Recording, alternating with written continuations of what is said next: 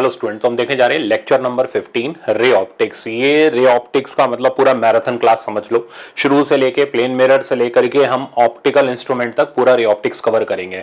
तो थोड़ा लेक्चर लंबा रहेगा, ठीक है ना। हर तरीके का प्रॉब्लम रहेगा, बड़े पेशेंस के साथ और सही कैलकुलेशन करते हुए, बढ़िया तरीके से प्रैक्टिस करते हुए लेक्चर को कवर करना, ठीक है ना। और वैसे भी ऑप्टिक्स इंपॉर्टेंट ही होता है, जितनी अच्छी ऑप्टिक्स में प्रैक्टिस उतने अच्छे हमारे फाइनल एग्जाम में मार्क्स। तो अब शुरू करते हैं हम लोग लेक्चर को। पहले स्टार्ट करते हैं बेसिक थ्योरी। देखो थ्योरी कंसाइज वे में मैंने यहाँ रखी हुई है, डिटेल वे में आपने मेरे से पढ़ी हुई है फेज 1 में, ठीक है ना। एक बार फटाक से रिवीजन कर लेते हैं। सबसे पहले प्लेन मिरर। प्लेन मिरर में आप जानते हो जो ऑब्जेक्ट डिस्टेंस होता है वही उसका इमेज डिस्टेंस होता है। अगर ऑब्जेक्ट रियल है तो इमेज वर्चुअल बनेगी। अब प्लेन मिरर के अंदर क्या क्या चीजें आती हैं, देखो एक तो डेविएशन का आता है। तो नेट डेविएशन अगर हम दो सक्सेसिव रिफ्लेक्शन का निकालें तो उसका रिजल्ट स्टैंडर्ड फॉर्मूला 2π - 2 थीटा। इस पे आपके एनसीईआरटी में भी प्रॉब्लम है, आपके नीट में भी प्रॉब्लम रह सकता है, तो एक सिंपल एग्जांपल है। फिर उसके बाद हमारे पास नंबर ऑफ इमेजेस फॉर्म करने के, नंबर ऑफ इमेजेस पता करने के तरीके आते हैं। तो वो सिंपल फॉर्मूला 360/थीटा निकालते हैं, चेक करते हैं इवन है या ऑड है। इवन है तो n-1 बनेगी या m-1, जो भी आप नाम देना चाहो, चाहे सिमेट्रिक हो चाहे अनसिमेट्रिक हो। ऑड होगा तो चेक करना पड़ेगा सिमेट्रिक होगा या अनसिमेट्रिक होगा, उसके हिसाब से हम फॉर्मूला लगा लेंगे। अच्छा, फिर मैंने आपको एक मेथड सिखाया था, काउंटिंग इमेज मेथड। तो जब इवन भी ना हो, ऑड भी ना हो, डेसिमल में आ जाए, फ्रैक्शन में आ जाए, तो काउंटिंग इमेज मेथड आप लगा लो, ठीक है ना। काउंटिंग इमेज मेथड हमेशा एग्जैक्ट मेथड रहता है। रिलेटिव मोशन के लिए इसमें मैंने एक चीज बताई थी आपको, velocity of image with respect to mirror, SRT अगर आपको याद हो, साइन रिवर्स टेक्निक, ठीक है ना। वो साइन रिवर्स टेक्निक क्या कहती है कि velocity of image with respect to mirror obviously in perpendicular direction equals to minus velocity of object with respect to mirror in perpendicular direction। यानी प्लेन मिरर में ऑब्जेक्ट और इमेज की जो velocity perpendicular direction में होती है वो magnitude में तो इक्वल होती है पर डायरेक्शन में अपोजिट होती है। तो ये छोटा सा रिवीजन था प्लेन मिरर का। प्रॉब्लम बड़े जबरदस्त है। देखो प्लेन मिरर जितना सुनने में देखने में आसान है, प्रॉब्लम उतना इसके मजेदार हो सकते हैं, ठीक है ना। तो मैंने कई सारे प्रॉब्लम रखे हुए हैं जो आपके लेवल के लिए है, बाकी बहुत ज्यादा अगर हम एडवांस लेवल पर चले जाएंगे आ ही नहीं रहे उतने प्रॉब्लम, जरूरत नहीं है परेशान होने की। कॉनकेव मिरर या स्फेरिकल मिरर में आप जानते हो कि हम लोग पैरेक्सियल रेज लेते हुए चलते हैं प्रिंसिपल एक्सिस के पास वाली, और उसके लिए हमारा मिरर फॉर्मूला ये रहता है, साइन कन्वेंशन हम लोग वही सिंपल जो जिस साइड से रेज इंसिडेंट हो रही होती है वो साइड हम नेगेटिव लेते हैं, पॉलिश्ड वाली साइड को हम पॉजिटिव लेते हुए चलते हैं। अच्छा, फिर यहाँ पर अगर हम कैलकुलेट करें एक और छोटा सा रिजल्ट अगर आप देखना चाहो तो देख सकते हो। एक और न्यूटन फॉर्मूला होता है जिसमें सारे डिस्टेंसेस फोकस से मेजर करे जाते हैं, तो रिजल्ट आता है x1 × x2 = f²।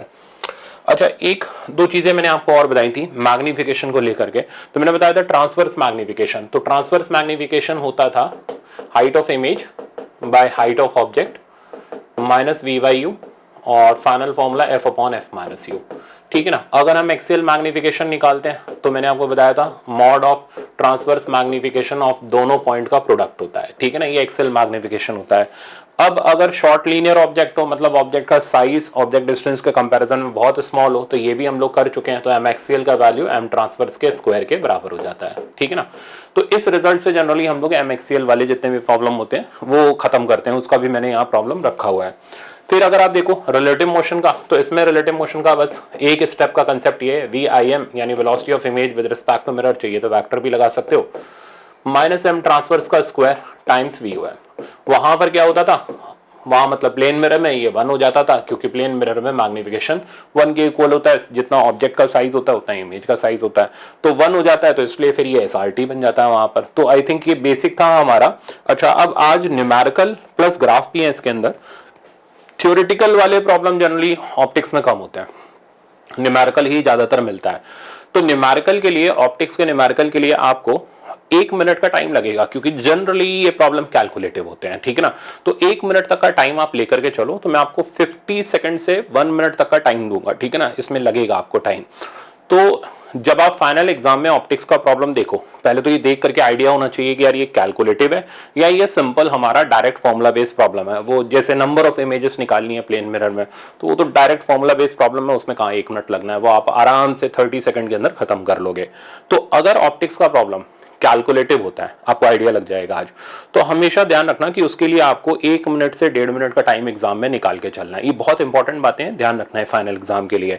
जल्दबाजी में करोगे तो कैलकुलेशन मिस्टेक हो जाएगी और फिर वहां हमें डबल टाइम या तो खर्च करना पड़ेगा या नेगेटिव मार्क्स लेकर के आएंगे। तो वो काम नहीं करना। तो आराम से पेशेंस से पहले सीखो कि कौन से प्रॉब्लम में ज्यादा टाइम लगता है, कौन से में कम। तो हम लोग on an approx 1 minute for each problem लेते हुए चलेंगे। तो अब प्रॉब्लम का सेक्शन स्टार्ट करते हैं, ठीक है ना। और ये जो पहला प्रॉब्लम आप देख रहे हो, इसमें आपको कैलकुलेट करना है, ठीक है। ये प्रॉब्लम आईआईटी जेई का एक प्रॉब्लम था, उससे मिलता जुलता है। आपको इसमें मैंने दिए 45 सेकंड, 1 मिनट का नहीं है ये, ठीक है ना। तो 45 सेकंड के अंदर आपको ये कंप्लीट करना है। स्टार्ट करो।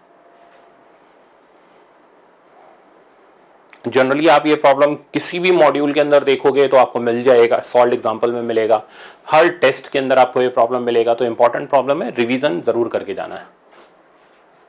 डायग्राम बनाना है प्रॉब्लम का, देन फिर स्टार्ट करो।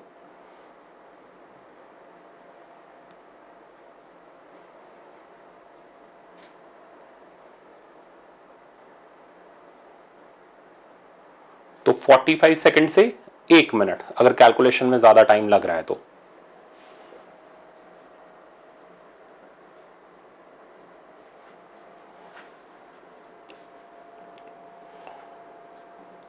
तो अब मैं इसको रोक रहा हूं। देखो, इस तरीके का प्रॉब्लम आपने जरूर, जब आप ईयर लॉन्ग तैयारी करी होगी या मेरे से पढ़े होगे या कहीं और पढ़ के आ रहे होगे, आपने जरूर इस तरीके का प्रॉब्लम देखा होगा। प्रॉब्लम ये कह रहे 2 पैरेलल प्लेन मिरर। तो ये रहे 2 पैरेलल प्लेन मिरर, ठीक है ना। M1 और M2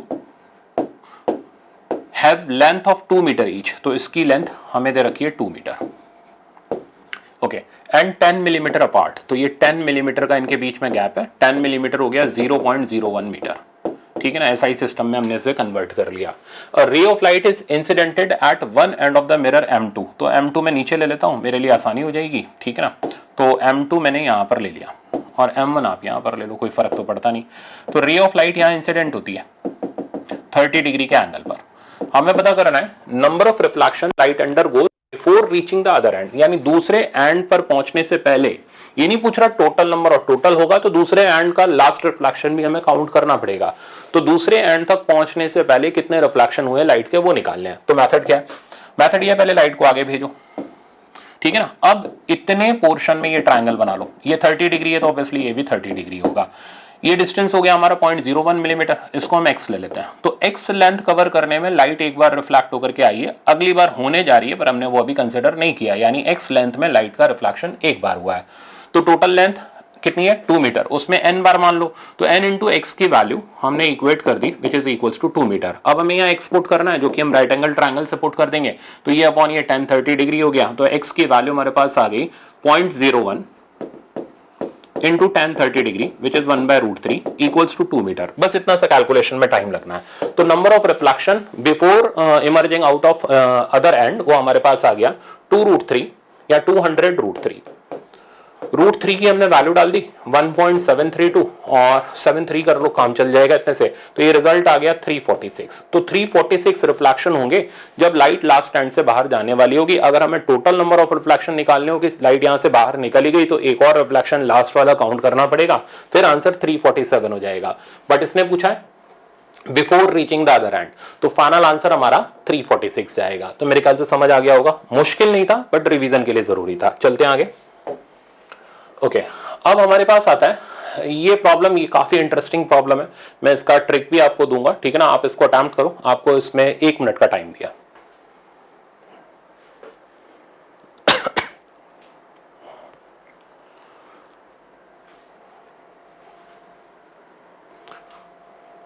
इस प्रॉब्लम की खासियत ये है कि इस प्रॉब्लम का सोल्यूशन जो है ना, वो हर जगह आधा ही दे रखा है, पूरा नहीं दे रखा। तो आज हम लोग इसका पूरा सोल्यूशन डिस्कस करेंगे, तब आपके दिमाग में ये सेट हो जाएगा प्रॉब्लम। एग्जाम के लिए मैं ट्रिक दे दूंगा, खत्म हो जाएगा प्रॉब्लम डायरेक्ट।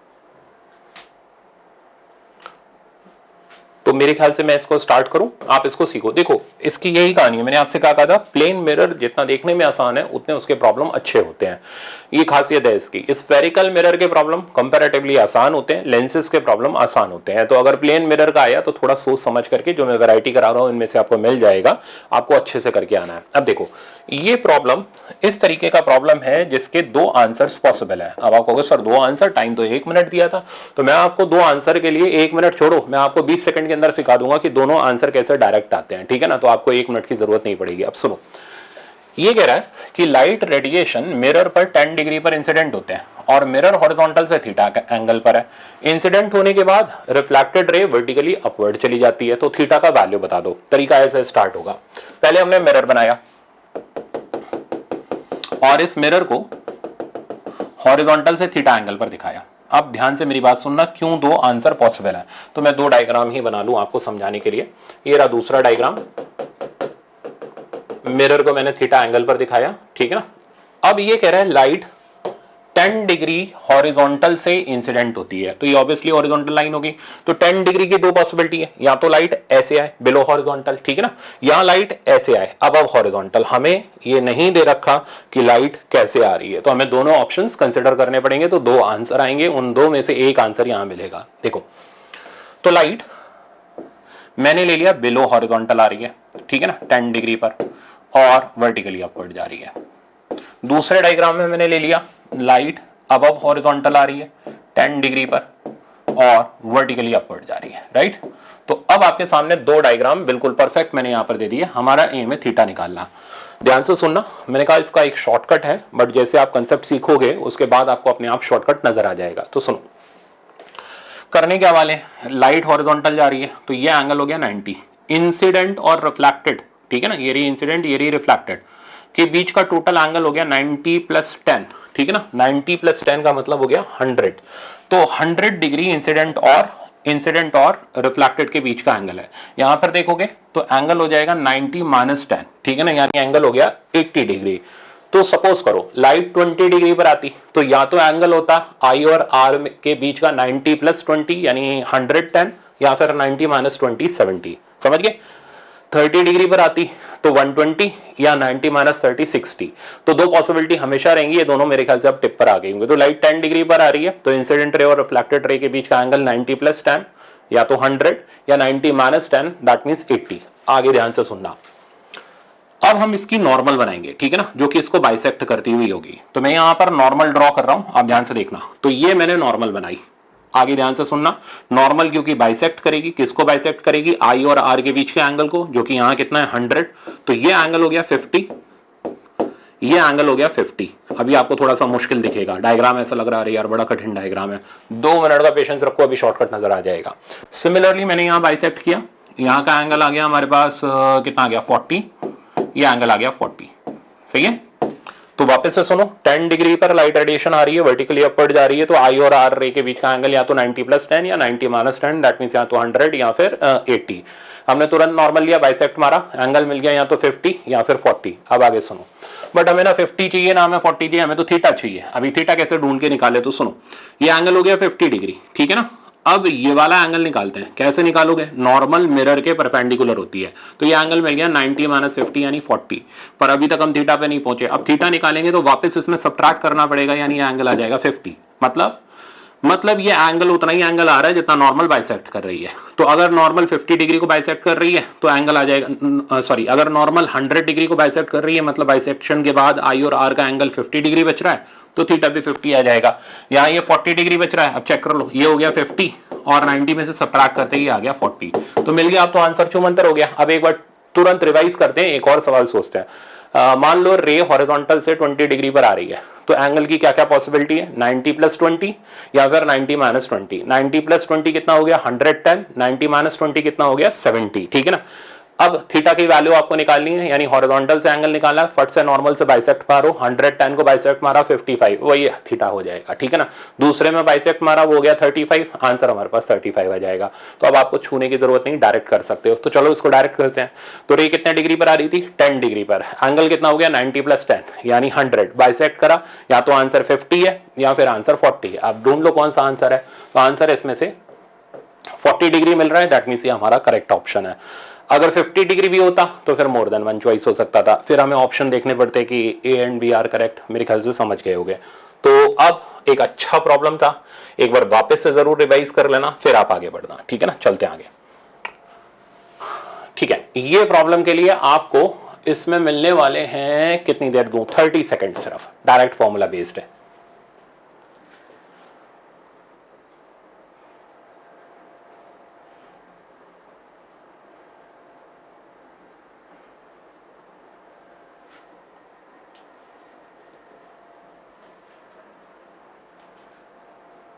आ गया होगा, ये तो सीधे सीधे प्रॉब्लम है, सिंपल सा। तो मैं इसको यहीं पे रोक रहा हूं। अब आपको क्या दे रखा है, दोनों मिरर के बीच का एंगल 40 डिग्री दे रखा है, ऑब्जेक्ट सिमेट्रिकली लोकेटेड है, हमें पता करना है नंबर ऑफ इमेजेस। पहले हम 360 बाय थीटा निकाल लेते हैं। तो 360 बाय थीटा की वैल्यू हमारे पास होगी 9, जो कि ऑब्वियसली ऑड है। तो हमें देखना पड़ेगा सिमेट्रिक प्लेसमेंट है या अनसिमेट्रिक है। तो क्वेश्चन में गिवन है सिमेट्रिक है, तो नंबर ऑफ इमेजेस हो जाएंगी n-1, ठीक है ना, और आंसर आ जाएगा हमारे पास 8। तो अब आप चेक कर लो, ऑप्शन नंबर 3 करेक्ट है। चलते हैं आगे। ओके, अब ये आ रहा है आपका, ठीक है, इसके लिए भी आपको सिर्फ और सिर्फ 30 सेकंड का ही टाइम मिलने जा रहा है।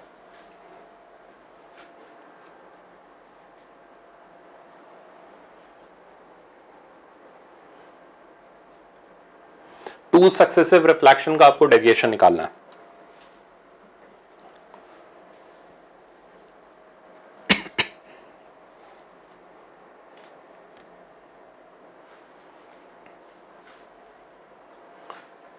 तो सीधे फॉर्मूला बेस्ड है, मैं इसको रोक रहा हूं।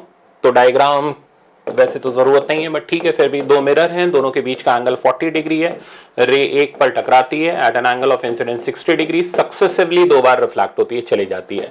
तो जब भी वर्ड सक्सेसिव रिफ्लेक्शन हो, तो 2 सक्सेसिव रिफ्लेक्शन के लिए हमारा वो फॉर्मूला फिट है, which is 2 pi minus 2 theta. अगर सक्सेसिव रिफ्लेक्शन नहीं हो, सक्सेसिव का मतलब दोनों सेम ऑर्डर में, तो आप चेक करो, इसका ऑर्डर देखोगे ना, तो ये मिल रहा है आपको कैसा, एंटी क्लॉकवाइज, ये भी मिल रहा है एंटी क्लॉकवाइज। इसको बोलते हैं सक्सेसिव रिफ्लेक्शन, एक के बाद एक सेम सेंस के रिफ्लेक्शन। अगर डिफरेंट सेंस के हो तो ये फॉर्मूला वैलिड नहीं होता, फिर हमें सिंगल सिंगल डेविएशन निकालने पड़ते हैं, फिर ऐड या सब्ट्रैक्ट करते हैं, जैसा हम लोग नॉर्मल क्लासरूम कोर्स के अंदर ये वाले सवाल सीखे हुए हैं। तो अब अगर हमें इसमें नेट डेविएशन निकालना हो, तो 2 पाई माइनस 2 थीटा, तो 2 पाई हो गया हमारे पास 360, 2 थीटा की वैल्यू हमारे पास कितनी आ गई, ये थीटा है। थीटा कौन सा, theta is angle between 2 mirror, तो 40 का डबल 80, और रिजल्ट आ गया हमारे पास 280 डिग्री। और अभी का फिलहाल हमने सेंस ले रखा है इसका एंटी क्लॉकवाइज, खैर वो पूछा नहीं गया, तो ऑप्शन इसमें बी करेक्ट हो गया। नेक्स्ट प्रॉब्लम पर आते हैं। ये आपका कॉनकेव मिरर के प्रॉब्लम स्टार्ट हो रहे हैं, स्टैंडर्ड प्रॉब्लम है, आपको सिर्फ 45 सेकंड इसमें लगने चाहिए। स्टार्ट करो, अच्छे तरीके से पढ़ लेना, शॉर्ट लीनियर ऑब्जेक्ट लिखा हुआ है।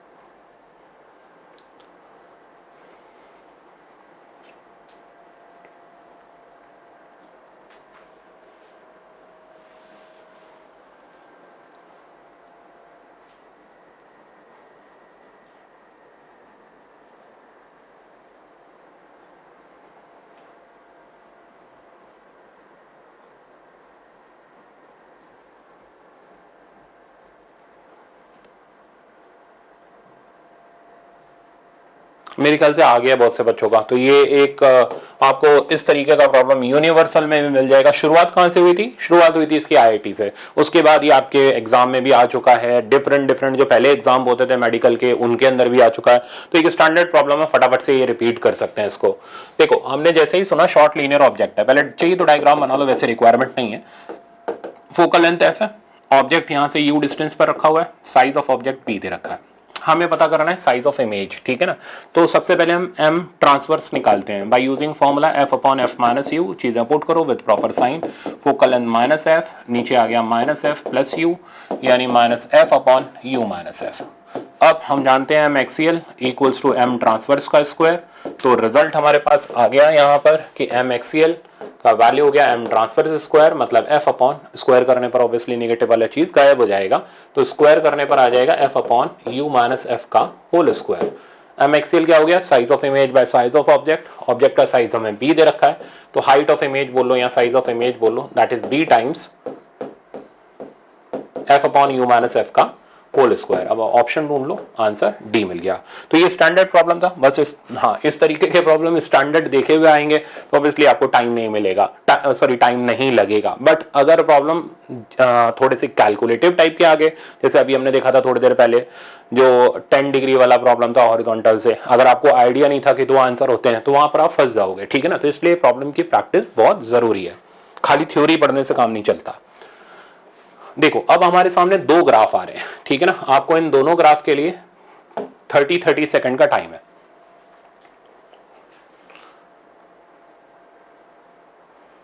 तो पहले 30 सेकंड इसमें लगाओ, इस ग्राफ को ढूंढो।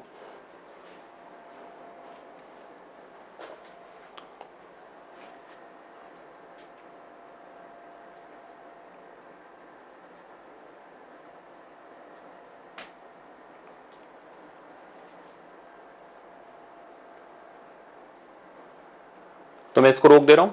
देखो अब ऑब्जेक्ट डिस्टेंस को 0 से इन्फिनिटी वेरी कराना है, तो हम ऑब्वियसली रियल ऑब्जेक्ट ही लेते हुए चल रहे हैं। तो ऑब्जेक्ट डिस्टेंस को 0 हो गया ये, और इन्फिनिटी यहां पर हो गया। अब देखो टेक्निकली हम लोग इधर का साइन नेगेटिव लेते हुए चल रहे हैं, बट इसने ले रखा है ये चीज पॉजिटिव, मतलब साइन कन्वेंशन उल्टे ऑर्डर के ले रखे हैं। तो कोई बात नहीं, आपको कॉनकेव मिरर का स्टैंडर्ड ग्राफ आना चाहिए, तो मैं इधर स्टैंडर्ड ग्राफ बना रहा हूं, फिर उसको हम पॉजिटिव वाले सेक्शन में देख लेंगे। तो कॉनकेव मिरर का वीयू ग्राफ, ये आप एग्जाम में ऑब्वियसली रिसर्च नहीं करोगे, आपको पहले से पता होना चाहिए। ये वीयू ग्राफ कुछ इस तरीके का रहता है, ठीक है ना, फर्स्ट हाफ में नहीं रहता। अब चेक करो, हम बात कर रहे हैं 0 से इंफिनिटी, यानी रियल ऑब्जेक्ट की रियल और वर्चुअल इमेज, यानी ग्राफ होगा इस और इस क्वाड्रेंट में, ठीक है ना। ये हो गया रियल ऑब्जेक्ट की रियल इमेज, ये हो गया रियल ऑब्जेक्ट की वर्चुअल इमेज। ये 0 से f के बीच का हो गया, जब ऑब्जेक्ट डिस्टेंस 0 से f के बीच का होता है तो इतना पोर्शन ग्राफ का नहीं दिखेगा। तो ऐसा ग्राफ होना चाहिए। बट अब आप चेक करो u की वैल्यू, ये तो 0 से माइनस इन्फिनिटी के लिए हो गया, और वो चाह रहा है 0 से प्लस इन्फिनिटी। तो आप इसी ग्राफ का रिवर्स ऑर्डर राइट साइड पे सोच लो। तो मैं अगर राइट साइड पे बनाऊं तो ध्यान देना, तो अब मैं इसी ग्राफ को यहां पर प्लॉट कर रहा हूं। ये क्यों हैंग हो गया? तो देखो ये हो गया v, ये हो गया u, और इसको अगर मैं राइट साइड पे प्लॉट करूं तो मैं इस तरीके से प्लॉट करूंगा। ये ग्राफ ऐसे आ गया, यहां से ये ऐसे चला गया, इतना बस, इधर नहीं ले जाएंगे हम इस ग्राफ को। तो मैं इसको थोड़ा सा डिलीट कर रहा हूं, यहां से ऐसे।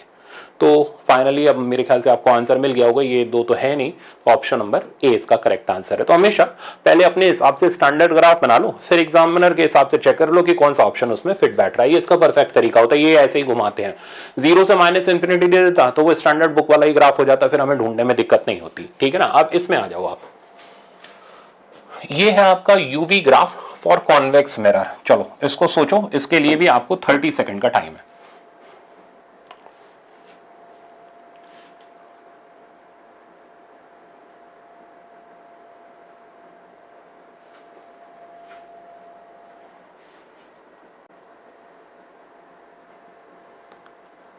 और एक ही तरीका है, पहले आप स्टैंडर्ड ग्राफ बना लो, उसके हिसाब से सोच लो कौन सा ऑप्शन मैच कर रहा है। हाँ अगर ग्राफ पढ़े, अब ग्राफ ही नहीं पढ़े तो फिर तो दिक्कत है।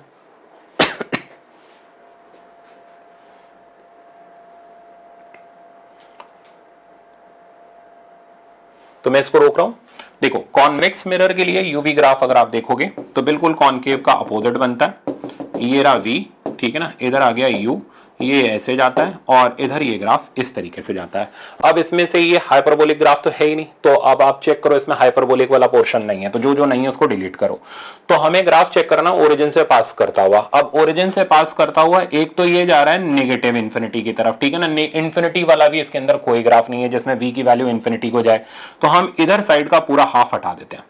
तो हमारे पास बेसिकली ये वाला ग्राफ बच रहा है। अब इस ग्राफ को चेक करोगे ना, जानते हो किस चीज का है? इसमें ऑब्जेक्ट रियल है, यानी ऑब्जेक्ट कॉन्वेक्स मिरर के सामने रखा गया, इमेज जो बन रही है वो वर्चुअल बन रही है। तो this is for real object की वर्चुअल इमेज। अब आप चेक कर लो इसके अंदर ये ग्राफ कौन सा फिट बैठ रहा है, तो एक ही ऑप्शन आ रहा है, ऑप्शन नंबर ए।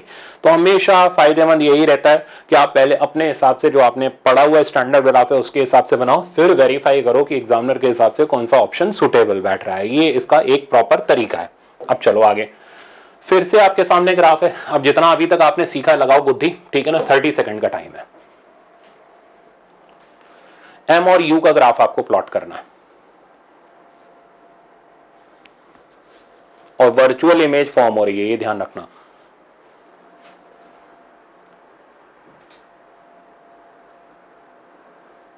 बल्कि इसमें मैं आपको 45 सेकंड दे रहा हूं, थोड़ा सोचने में आपको टाइम लगेगा बट सोचना जरूर है।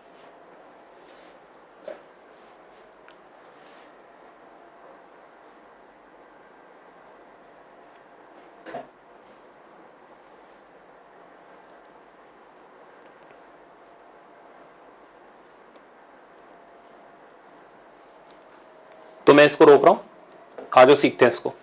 ये बोल रहा है वर्चुअल इमेज कॉनकेव मिरर में फॉर्म हो रही है। कब बनती है? जब ऑब्जेक्ट को पोल से फोकस के बीच में रखते हैं, यानी 0 से -f के बीच में रखते हैं। पहले मैग्निफिकेशन का फॉर्मूला लगाओ, तो f upon f minus U, चीजें विथ प्रॉपर साइन पुट कर दो। फोकल लेंथ निगेटिव हो गई, कॉनकेव मिरर है तो -f, और ऑब्जेक्ट डिस्टेंस भी निगेटिव हो गया तो माइनस माइनस प्लस। तो फाइनली हमारे पास रिजल्ट आ गया f upon f minus you, ये माइनस नीचे ट्रांसफर कर दिया, ठीक है ना। अब आप वैल्यू सोचो कि इसकी वैल्यू, स्टार्टिंग वैल्यू कहां से स्टार्ट होगी, कैसे सोचोगे? अच्छा, ऑब्वियसली यू नीचे आ रहा है तो ग्राफ जो रहेगा वो कर्व्ड रहेगा, स्ट्रेट लाइन तो बनने का चांस ही नहीं उठता यहाँ पर, ठीक है ना। तो ग्राफ कर्व्ड रहेगा। आप बनाने का तरीका देखो, यू को पहले 0 पुट करते हैं, पुट करते ही एम की वैल्यू बना गई, ठीक है ना। पहले अपने हिसाब से बनाएंगे और फिर एग्जामिनर के हिसाब से सोच लेंगे कि ग्राफ कहां से शुरू होना है। तो एम ये रहा एंड यू ये रहा, u की वैल्यू 0 ये रही, ठीक है ना। तो u की वैल्यू 0 डालते ही m की वैल्यू 1 है, यानी 1 से ये ग्राफ स्टार्ट होगा, ठीक है ना, कर्व्ड ग्राफ स्टार्ट होगा। अब u की वैल्यू ज्यादा से ज्यादा कहां तक ले जा सकते हो? u की वैल्यू आप ले जा सकते हो f तक, तो कुछ बीच की वैल्यू सोच लो। लेट्स से दैट आपने f/2 डाल दिया, ठीक है ना, थोड़ा आइडिया ज्यादा अच्छा मिल जाएगा। f/2 डालते ही नीचे बचेगा f/2 और फाइनल m की वैल्यू 2 आ जाएगी। तो graph u equals to f/2 पर, ठीक है ना, देख रहे हो, u इक्वल्स टू f/2 पर m की वैल्यू 2 को टच करेगा, यहां से यहां तक एक कर्व्ड नेचर का रहेगा। और चेक करते हैं, u की वैल्यू f डाल देते हैं, तो m की value f minus f cut गया, 0 हो गया, यानी इन्फिनिटी हो जाएगी। तो f पर ये ग्राफ हमारा इन्फिनिटी को टच करेगा। तो अब आप चेक कर लो इस तरीके का ग्राफ कौन सा है, ऑप्शन बी करेक्ट हो गया, है ना, आसान तरीका। तो पहले अपने हिसाब से बनाओ, फिर एग्जामिनर के हिसाब से मिलाओ कि ऑप्टिक्स के अंदर कौन सा ग्राफ वैलिड है। क्योंकि ऑप्टिक्स के अंदर देखो है क्या, ग्राफ में क्यों परेशान करता है? क्योंकि स्टैंडर्ड ग्राफ तो बुक में दे रखे हैं, पर पूछता तो नहीं स्टैंडर्ड के हिसाब से, कुछ ना कुछ चीजें ट्विस्ट टर्न कर देता है, फिर पूछता है। तो हमेशा तरीका वही है कि पहले अपने हिसाब से बनाओ, फिर एग्जामिनर के हिसाब से चेक करो। चलते हैं आगे। ओके, अब आपके सामने एक न्यूमेरिकल प्रॉब्लम आ रहा है। अच्छा प्रॉब्लम है, एक्सेल मैग्निफिकेशन का है। आपको इसमें 45 सेकंड से 1 मिनट तक का टाइम दिया।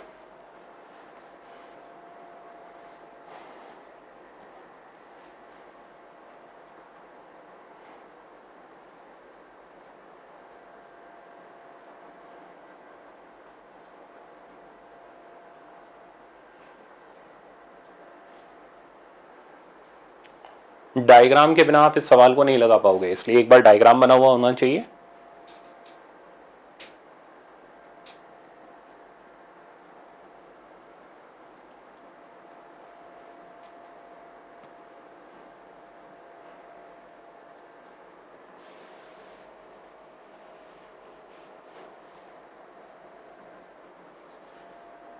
तो मैं इसको यहां रोक रहा हूं। अच्छा, अब आप एक बात नोट कर रहे हो कि आंसर जल्दी नहीं आ रहे, देर से आ रहे हैं। तो मैंने आपको पहला सेंटेंस यही बोला था, ऑप्टिक्स में आंसर जल्दी नहीं आते, कारण कैलकुलेशन होती है जो हमें करनी पड़ती है। ग्राफ में भी 30 सेकंड में नहीं आया था। देखो फैक्ट बात तो यही, रियलिस्टिक बात यही है, टाइम लगा था। तो ऑप्टिक्स के जो प्रॉब्लम होते हैं, मान करके चलो टाइम लगेगा। अभी तक सब आसान था, हम लोगों ने जितना लेक्चर किया, एसएचएम वेव किया, 45 सेकंड में हो गए थे। उसके पहले हम लोगों ने जो भी किया सब सवाल सही हो गए थे। तो फाइनल रिवीजन की स्ट्रैटेजी के लिए आप लिख लेना अपने पास कि यार ऑप्टिक्स के प्रॉब्लम करने में मेरे को टाइम लगेगा, ठीक है ना, 1 से 1.5 मिनट का टाइम लगेगा रे ऑप्टिक्स में, और मैं फाइनली एग्जाम में इतना टाइम तो निकाल लूंगा, ठीक है, यहाँ निकाल लूंगी कि 1.5 मिनट का टाइम मैं सवाल में दूं। तो ये ध्यान रखना है, जल्दबाजी नहीं करनी। अब ये सवाल का सोल्यूशन देखना है आपने। तो मतलब एग्जाम में हमें अपनी वीकनेस और स्ट्रेंथ दोनों ही पता होनी बहुत जरूरी है। और खाली हम भ्रम में जीते रहे, नहीं जी हमें तो सब कुछ आता है, हम तो उड़ा के रख देंगे, तो यार वो उड़ के चले आओगे, उड़ा के नहीं रख पाओगे। देखो क्या कह रहा है, thin rod of focal length, sorry thin rod of length f/3 lies along the axis of concave mirror of focal length f। तो कॉनकेव मिरर की फोकल लेंथ f है और ये हो गया f। अब कोई ये कहे कि ये आईआईटी, भाई ये क्लासरूम में जनरल स्टडी करते वक्त ये सवाल कराया जाता है, कोई आईआईटी के लिए नहीं कराया जाता। तो जो बेवकूफ ये समझ रहा है कि आईआईटी के लिए, तो भैया तुम जा करके कुछ और कर लो, ठीक है ना, ये तुम्हारे लिए नहीं बना। तो ये सवाल आईआईटी के लिए बिल्कुल नहीं है, ऐसा सवाल हम लोग मेडिकल के लिए मान के चलते हैं। इनफैक्ट ऐसा आया भी हुआ, आप पुरानी AIPMT में चेक करोगे तो, ठीक है ना। तो ये एक्सेल मैग्निफिकेशन का आना चाहिए प्रॉब्लम। अब ये कह रहा है रॉड की लेंथ f/3 है, okay, one end of its real and magnified image, तो इमेज मैग्नीफाइड बन रही है, दिमाग लगाओ, तो ऑब्जेक्ट C और F के बीच में होगा, राइट।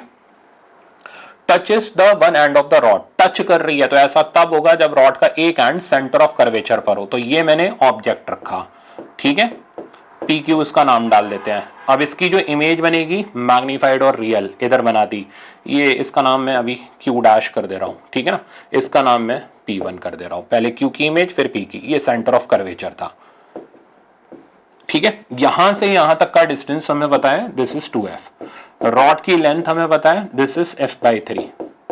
तो हमें P का ऑब्जेक्ट डिस्टेंस मिल गया 2f माइनस f/3। तो U P का वैल्यू, उत्तर प्रदेश नहीं, ऑब्जेक्ट डिस्टेंस ऑफ P का value 2f minus f/3 5f/3। Q का डिस्टेंस निकालने की जरूरत नहीं है क्योंकि हमें पता है वो सेंटर ऑफ कर्वेचर पर, तो उसका मैग्निफिकेशन 1 होगा। सवाल करने का तरीका क्या रहेगा, क्या ये शॉर्ट लीनियर ऑब्जेक्ट है? नहीं है, तो इसका हमें एक्सेल मैग्निफिकेशन निकालना पड़ेगा और जो मेरा तरीका मैंने आपको दिया है वो यूज करो। ट्रांसवर्स मैग्निफिकेशन दोनों पॉइंट का, P का और Q का निकाल के मल्टीप्लाई कर दो, आपको एक्सेल मैग्निफिकेशन मिल जाएगा। P का ट्रांसवर्स मैग्निफिकेशन ही आपको निकालना पड़ेगा क्योंकि Q का यहां पर 1 हो जाएगा, तो उसको तो पहले ही भगाओ। तो P का transverse magnification f upon f minus u से हम निकालेंगे। फोकल लेंथ की जगह आ गया minus f minus minus plus 5f/3। देखते हैं कितना आता है। तो एक्सेल मैग्निफिकेशन की वैल्यू हमारे पास आ गई। नीचे बेटा बच रहा है हमारे पास 2f/3, ठीक है ना, और ये भी हो जाएगा -1, माइनस इसलिए क्योंकि इन्वर्टेड वाला चक्कर यहां पर चल रहा है, ठीक है ना। तो माइनस और माइनस फाइनल आंसर हमारा प्लस में आने वाला है, प्लस का, और कितना आ रहा है 3/2, ठीक है ना। तो this is the value of axial magnification. वैसे भी खैर हमें इसका मैग्नीट्यूड ही चाहिए क्योंकि हमें खाली लेंथ ऑफ इमेज निकाल के देनी है। तो अब लेंथ ऑफ इमेज HI हो जाएगी लेंथ ऑफ ऑब्जेक्ट टाइम्स उसका मैग्निफिकेशन विच इज एक्सीएल। तो 3/2 टाइम्स f/3 से 3 कट किया, आंसर में बचा f/2। तो इतना करने में तो टाइम लगता है ना, जल्दबाजी करेंगे तो क्या होगा, यहाँ तो साइन गलत होंगे, यहाँ कैलकुलेशन गड़बड़ होगी, ठीक है ना, जोड़ना घटाना गलत कर देंगे। तो कोई जरूरत नहीं है जल्दबाजी करने की, इसके अंदर प्रॉपर टाइम लेके करना है। जल्दबाजी जहां हो सकती थी मैंने सिखा दी है सारी। तो फाइनल आंसर आ गया f/2, बी ऑप्शन करेक्ट है। चलते हैं आगे। ओके, ये भी अच्छा प्रॉब्लम है, इसमें भी आपको 45 सेकंड से 1 मिनट का टाइम लगेगा। करो प्रैक्टिस।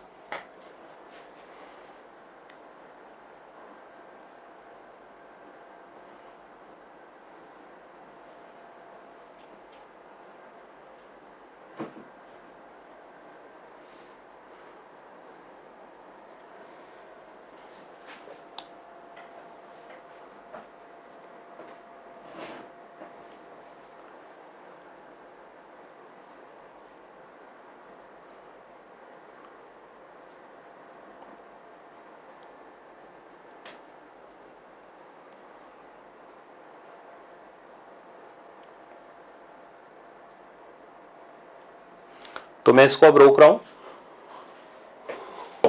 तो अगर आपसे ऑप्टिक्स में अगर आपको लग रहा है कि मुश्किल है, ठीक है, तो मैं पहले ही बताया था प्लेन मिरर यानी रिफ्लेक्शन वाला पार्ट मुश्किल होता है क्योंकि सवाल सोचने समझने में थोड़ा समय दिमाग लगाना पड़ता है।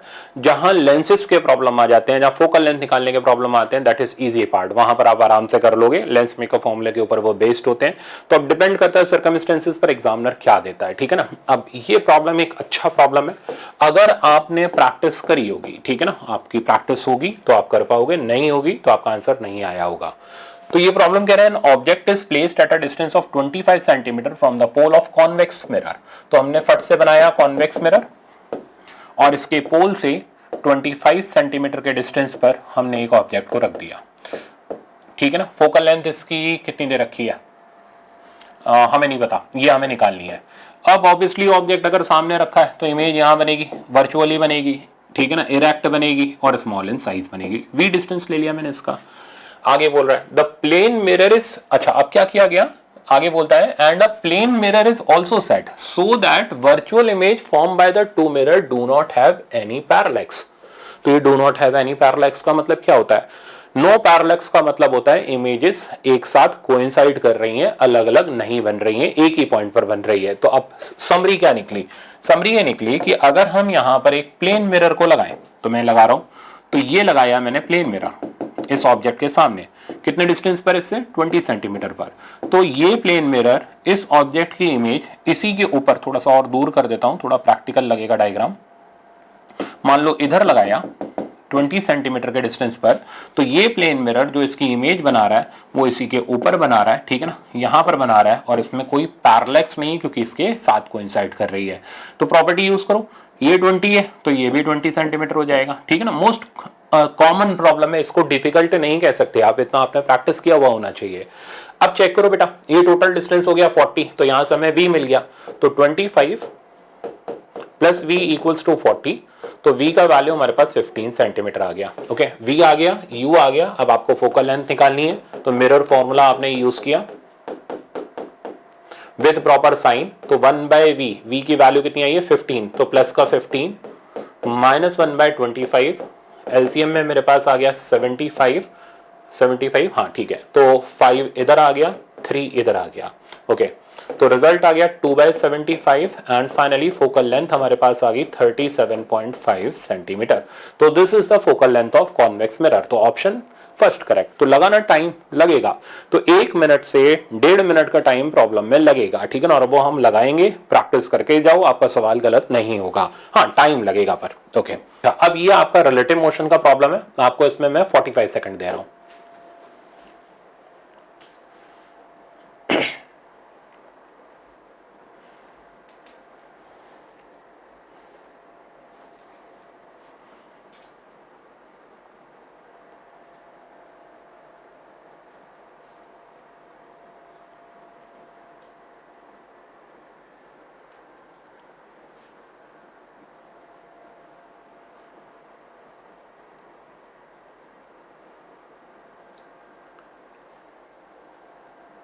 तो इस जैसा रिलेटिव मोशन जैसा प्रॉब्लम आई थिंक 2018 के आसपास आया था आपके एग्जाम में, तो इसलिए मैंने इसको यहाँ पर रखा है, थोड़ा आपका प्रैक्टिस हो जाएगा इसमें।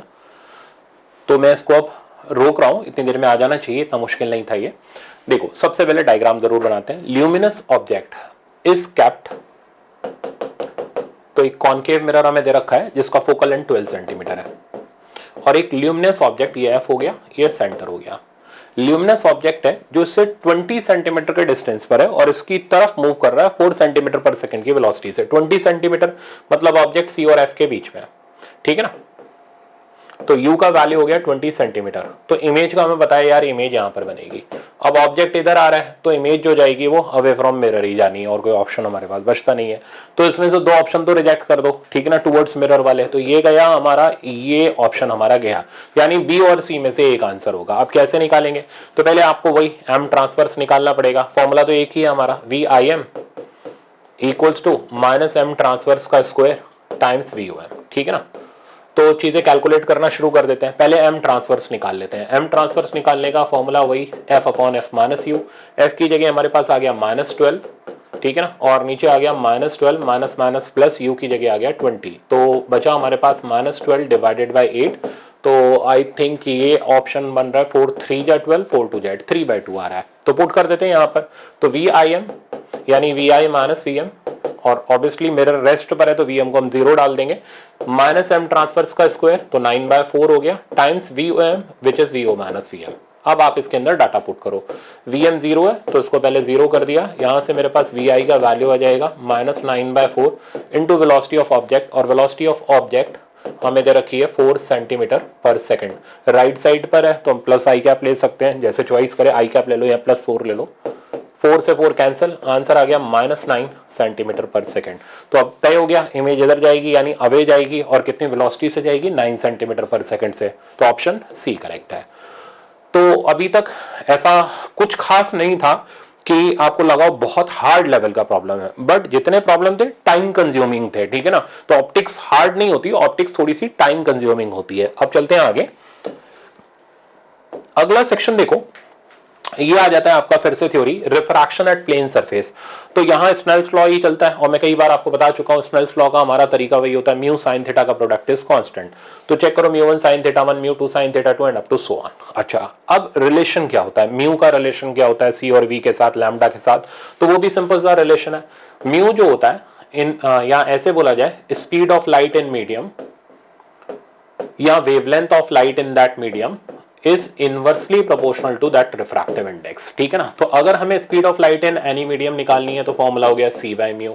लैम्डा मीडियम निकालना है तो हमारा फॉर्मूला हो गया लैम्डा नॉट यानी wavelength of light in air या वैक्यूम डिवाइडेड बाय म्यू। तो वेवलेंथ इनवर्सली प्रोपोर्शनल हो जाती है, speed of light inversely proportional हो जाती है म्यू के। तो जितना ज्यादा डेंसर मीडियम होता चला जाएगा उतना ज्यादा स्पीड कम होती चली जाएगी। अच्छा, अब इसके अंदर हमारे पास दो और चीजें आती हैं, वही सेम रियल और एपरेंट डेप्थ का कंसेप्ट। तो अगर हम किसी ऑब्जेक्ट जो डेंसर मीडियम में उसको देख रहे हैं तो उसकी इमेज थोड़ी सरफेस के पास शिफ्ट हो जाती है, तो आर म्यू डी से डिवाइड करते हैं। और अगर रेयरर मीडियम में ऑब्जेक्ट हो तो इमेज जो होती है सरफेस से दूर चली जाती है, डिस्टेंस बढ़ जाता है, तो आर म्यू डी से मल्टीप्लाई करते हैं। तो इसके अंदर जनरली हमारे बर्ड फिश वाले प्रॉब्लम रहते हैं, वो अभी आप देख ही लोगे, ठीक है ना। अच्छा, एक दो छोटी छोटी चीजें और यहाँ पर मैं बता ही देता हूँ, वो ज्यादा क्लियर हो जाएंगी। इसमें क्रिटिकल वाले सवाल भी आ जाएंगे, मतलब टीआईआर के सवाल भी मैं इसी के अंदर लेने जा रहा हूँ। क्रिटिकल एंगल कैसे निकालते हैं ये भी कई बार मैं बता चुका हूँ। रे जो होनी चाहिए डेंसर से रेयरर मीडियम में जानी चाहिए, तो ये डेंसर मीडियम हो गया, ठीक है ना, ये रेयरर मीडियम हो गया। तो जब जाकर के ये ऐसे एंगल पर टकराए, जब सरफेस के लॉन्ग ग्रेस करे, उस एंगल को क्रिटिकल एंगल बोलते हैं। एक ही तरीका है निकालने का, स्नेल्स लॉ। तो साइन आईसी का फॉर्मूला हमारे पास आ जाता है रेयरर बाय डेंसर। अगर इससे बड़े एंगल पर टकराई तो लाइट वापस से सेम मीडियम में आ जाती है, उस फिनोमेना को हम टीआईआर बोलते हैं, ठीक है ना। टीआईआर के बेसिस पर मिराज का कंसेप्ट होता है, लूमिंग का कंसेप्ट होता है। मिराज मतलब डेजर्ट के अंदर बनती है, लूमिंग जनरली कोल्ड कंट्रीज के अंदर बनती है, ठीक है ना। तो ये छोटे छोटे से एग्जांपल है, आप एनसीईआरटी में देख करके सिंपल से, मतलब 10th क्लास से चले आ रहे हैं तो मैं इसको क्या रिवाइज कर रहा हूँ, फेज 1 में मैंने बताए थे। तो लूमिंग और मिराज का कंसेप्ट जरूर एक बार देख लेना, थ्योरेटिकल कंसेप्ट है वो। अब आते हैं हम न्यूमेरिकल प्रॉब्लम्स पर। तो आपके सामने जो पहला न्यूमेरिकल प्रॉब्लम है, अच्छा, अब जनरली जैसा मैंने बोला रिफ्रैक्शन एट प्लेन सरफेस से चीजें थोड़ी आसान हो जाती हैं, ठीक है ना, फॉर्मूले थोड़े आसान लगने शुरू हो जाते हैं, बट कैलकुलेशन में वही टाइम लगता है। आपको इस प्रॉब्लम में 45 सेकंड का टाइम मैंने दिया। डायग्राम जरूर बनाना, फिर आप इसमें कैलकुलेट करना एपरेंट डिस्टेंस।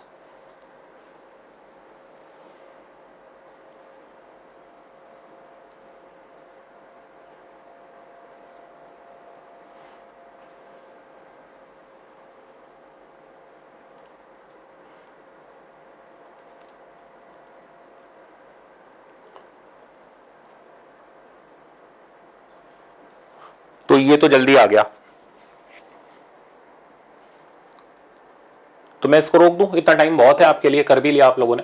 देखो ये कह रहा है लेयर ऑफ बेंजीन म्यू दे रखा है 1.5 that means 3/2 6 centimetre deep floats on water. तो वाटर के ऊपर बेंजीन की लेयर फ्लोट कर रही है। ये वाटर ले लेते हैं, वाटर का रिफ्रैक्टिव इंडेक्स 4/3 1.33 हो जाएगा। थिकनेस इसकी 4 सेंटीमीटर है, इसके ऊपर बेंजीन की लेयर है, और बेंजीन की जो लेयर है दैट इज 6 सेंटीमीटर डीप, और म्यू 1 हमारे पास हो गया 3/2। यहां से हम इसको ऑब्जर्व कर रहे हैं, ऑब्वियसली एयर से हमें पता करना है बॉटम कहां पर दिखाई देगा, कितना ऊपर दिखाई देगा, ठीक है ना। तो एपरेंट डेप्थ हमें इसकी एपरेंट पोजीशन पता लगानी है। तो एपरेंट पोजीशन मल्टीपल मीडियम में निकालने का तरीका हो गया म्यू ऑब्जर्वर, जिस मीडियम में ऑब्जर्वर है, सिग्मा एक्स बाय म्यू, ठीक है ना। ऑब्जर्वर कुछ नहीं गिवन है, एयर या वैक्यूम में लेते हुए चलेंगे तो 1 हो जाएगा। अब एक्स बाय म्यू ले लो, तो एक्स हो गया 6 सेंटीमीटर बाय 3/2 प्लस इधर आ गया 4/3, खत्म हो गया, सिंप्लीफाई हो गया। ये आ गया 2 और इधर साइड आ गया हमारे पास 4 प्लस 3 दैट मीन्स ये आ गया फाइनली 7 सेंटीमीटर। तो इस जगह से, इस सरफेस से 7 सेंटीमीटर नीचे हमें फाइनल इमेज इसकी नजर आएगी। तो इसका आंसर हमारा पहले एक बार पढ़ भी लेते हैं। When viewed vertically through air, तो गिवन है एयर से, तो म्यू ऑब्जर्वर की जगह बनी जाना था। The apparent distance of the bottom of the vessel below the surface of the benzene, तो सरफेस ऑफ बेंजीन से कितना नीचे, 7 सेंटीमीटर नीचे हमें इसकी इमेज दिखाई देगी, ठीक है ना। ऑप्शन हो गया बी करेक्ट। चलते हैं आगे। ओके, नेक्स्ट आपका ये वही सिंपल फिश वाला एरिया ऑफ विजिबल रीजन वाला प्रॉब्लम होना चाहिए, ठीक है ना। करो अटेम्प्ट, 45 सेकंड टाइम है।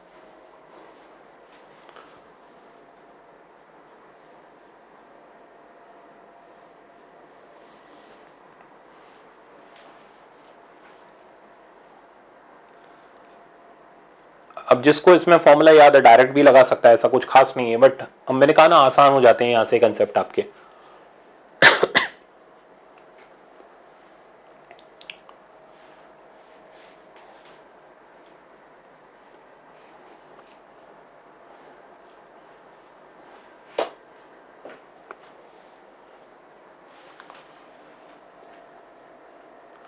तो आई थिंक आ गया होगा आपका ये आंसर, तो मैं इसको रोक रहा हूं।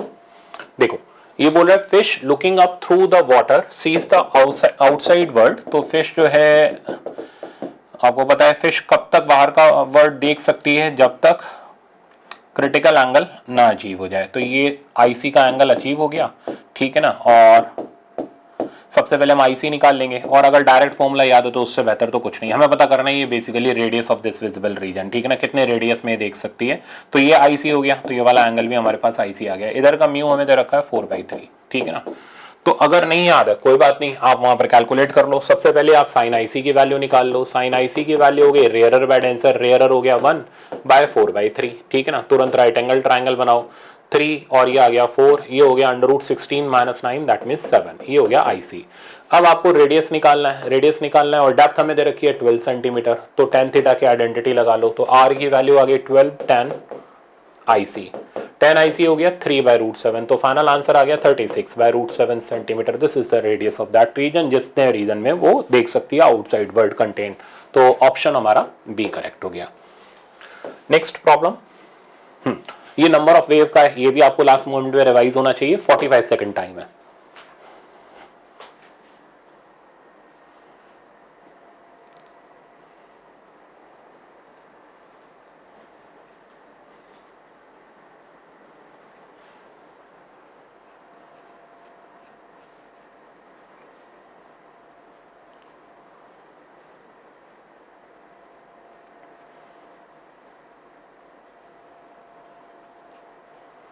ये नंबर ऑफ वेव का मीनिंग आपको क्लियर होना चाहिए, ठीक है ना, कि ये नंबर ऑफ वेव क्या सिग्निफाई करती है फिजिकली।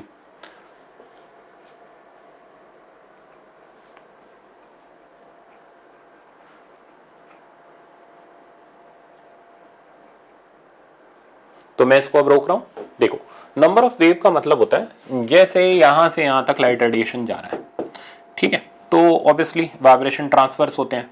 तो यहां से लेकर के इस पॉइंट से लेकर के इस पॉइंट तक के डिस्टेंस को हम बोलते हैं वेवलेंथ। तो ये हो गई एक वेव, लैम्डा इसकी दूरी, ये हो गई 2 वेव, ये हो गई 3 वेव, ये कहलाती है नंबर ऑफ वेव। तो इतनी लेंथ के अंदर आप देख सकते हो 3 वेव हैं। समझ रहे हो आप मेरी बात? ये मैंने एक जनरल एग्जांपल आपको दिया। अब अगर यही चीज हम वाटर के अंदर ले लेते हैं, या मीडियम अगर हम चेंज कर देते हैं, तो वेवलेंथ क्या होती है, मीडियम चेंज होने से वेवलेंथ की वैल्यू चेंज हो जाती है, इनवर्सली प्रोपोर्शनल होती है। जितना डेंसर मीडियम होता चला जाएगा वेवलेंथ कम होती चली जाएगी, यानी नंबर ऑफ वेव उतने रीजन में ज्यादा हो जाएंगी। पॉइंट समझ आ गया भाई? ये पास पास आ जाएंगे ना, तो नंबर ऑफ वेव उतने रीजन में क्या हो जाएंगी, ज्यादा आ जाएंगी। तो खेल ये चल रहा है एक, ये तो कंसेप्ट वाला पार्ट था। तो ये कहता है glass slab of thickness 4 centimetre contains the same number of wave. तो how to find out number of wave, कैसे फाइंड आउट करोगे? देखो नंबर ऑफ वेव निकालने का तरीका ये होता है, ठीक है ना, कि हम सबसे पहले डिफाइन करते हैं वेव नंबर।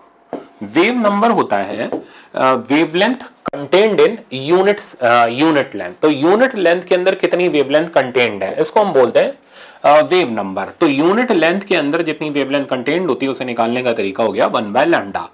अब मान लो हम बात कर रहे हैं टी सेंटीमीटर की, तो इन थिकनेस, ठीक है ना, तो इन थिकनेस टी जो नंबर ऑफ वेव आ जाएंगी वो आ जाएंगी T/λ। अब अगर कोई मीडियम है, ये हमने एयर की बात करी, ठीक है ना, अब अगर कोई मीडियम इंट्रोड्यूस्ड है तो ऑब्वियसली लैम्डा की जगह लैम्डा मीडियम आपको डालना पड़ेगा। तो number of wave in thickness, sorry in medium, ये हमारे पास हो जाएगा, जैसे ही आप लैम्डा बाय म्यू डालोगे यहां पर, तो ये आ जाएगा T mu by lambda not. तो ये हमारे पास नंबर ऑफ वेव निकालने का तरीका हो गया इन particular medium having refractive index mu, और जिसकी थिकनेस हमें टी दे रखी हो, ठीक है। अब ये क्या बोल रहा है, एक ग्लास स्लैब है जिसकी थिकनेस 4 सेंटीमीटर है, contains the same number of wave as 5 centimetre of water. तो ग्लास के अंदर जितनी वेव है उतनी ही 5 सेंटीमीटर वाटर के अंदर वेव है। तो नंबर ऑफ वेव हम इक्वेट कर देते हैं, तो mu into T by lambda not equals to mu two T2 by lambda not. Lambda not मैंने क्यों दोनों में सेम रखा, क्योंकि मोनोक्रोमेटिक लाइट जो यूज करी जा रही है दोनों में वेवलेंथ सेम लेकर के वो जा रही है, तो लैम्डा नॉट दोनों का सेम है, तो ये गया। तो म्यू1 T1 इक्वल्स टू म्यू2 T2। हमें क्या पता करना है, हमें इसमें निकालना है ग्लास का रिफ्रैक्टिव इंडेक्स, दैट मींस म्यू1 निकालना है। T1 की जगह हो गया 4, म्यू2 की वैल्यू हो गई 4/3 और T2 की वैल्यू हमारे पास आ गई 5। देखिए कितना आंसर आता है, 4 4 कैंसिल हो गया, μ1 की वैल्यू हमारे पास आ गई 5/3। तो जो ये सोच रहे ग्लास वाला तो 3/2 होता है, तो वो 3/2 तो यहाँ ऑप्शन तो रखा है। जिनको ये कंसेप्ट नहीं पता वो तो 1.5 टिक कर देंगे, जिनको पता है वो 5/3 टिक करेंगे। तो ऑप्शन देख लो आप, ए करेक्ट हो गया। समझ आ गया। तो नंबर ऑफ वेव निकालने का तरीका पर्टिकुलर मीडियम के अंदर जिसकी थिकनेस टी दे रखी हो, mu into T divided by lambda. अब आप कर सकते हो इसमें सवाल। चलते हैं आगे। नेक्स्ट जो प्रॉब्लम है, हाँ ये भी स्टैंडर्ड प्रॉब्लम है, करो इसको। 45 सेकंड का टाइम है।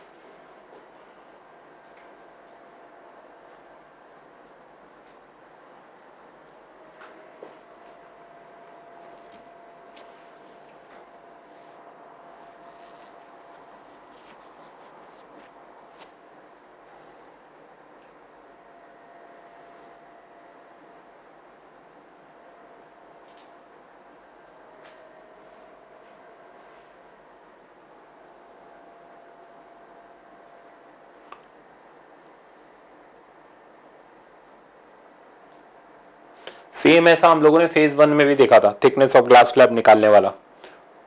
तो मैं इसको रोक दूं अब।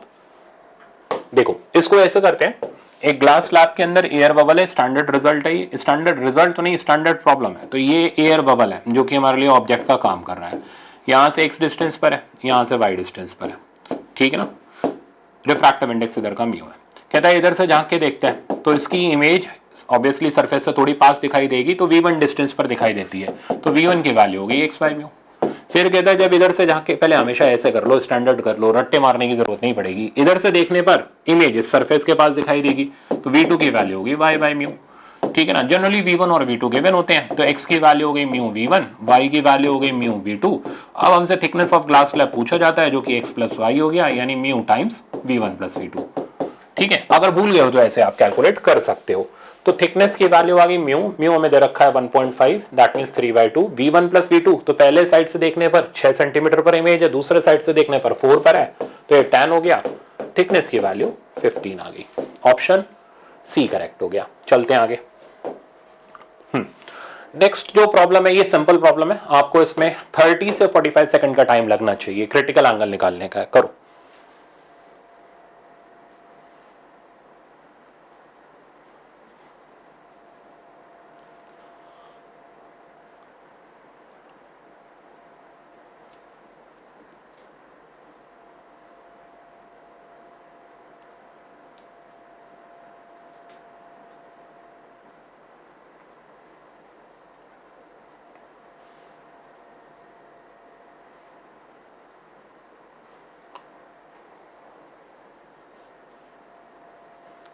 तो मैं इसको यहां पे रोक देता हूं इतनी देर में। देखो λ1 λ2 दे रखा है, तो λ1 बाय λ2 हमें नहीं पता इसमें कौन रेयर है कौन डेंसर है, अपने आप पता चल जाएगा। तो रेशियो ले लो, λ1 बाय λ2 हो गया 3/2 इक्वल्स टू μ2 बाय μ1। तो ऑब्वियसली μ2 जो हो गया वो डेंसर मीडियम हो गया, ठीक है ना, और μ1 जो हो गया वो रेयरर हो गया।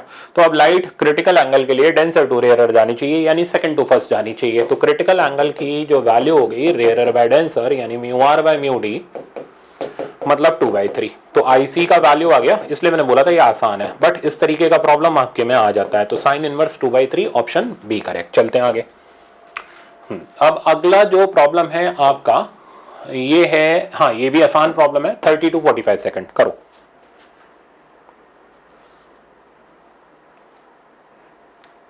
इसमें स्पीड पूछी गई आपसे,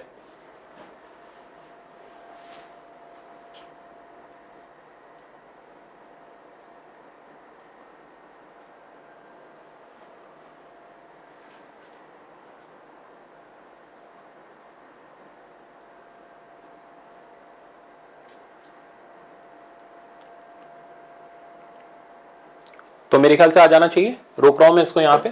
देखो ये कह रहा है critical angle for light going from medium 1 to medium 2। तो मीडियम 1 डेंसर होना चाहिए, मीडियम 2 रेयरर होना चाहिए। Critical angle sine 60 degree. तो sine 60 degree equals to rarer by denser, ठीक है। अब कहां से कहां जा रही है लाइट, मीडियम 1 से, तो मीडियम 1 हो गया डेंसर और मीडियम 2 हो गया रेयरर, ओके।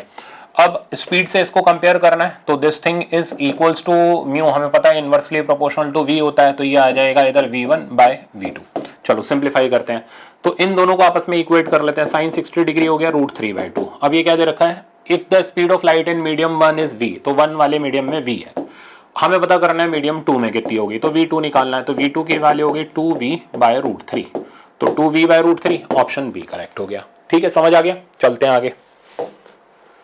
ये भी स्टैंडर्ड प्रॉब्लम है, ऑप्टिकल फाइबर का अटेम्प्ट करो इसको। इसके लिए भी आपको 45 सेकंड तक का टाइम, 45 सेकंड से 1 मिनट तक का टाइम लगता है इसके अंदर।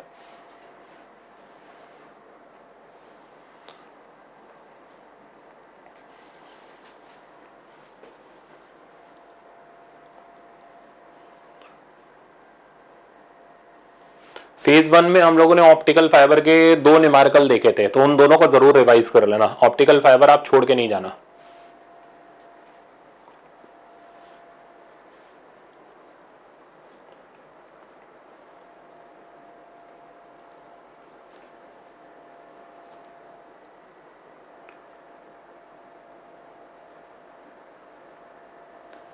तो मैं इसको अब यहां पर रोक रहा हूं।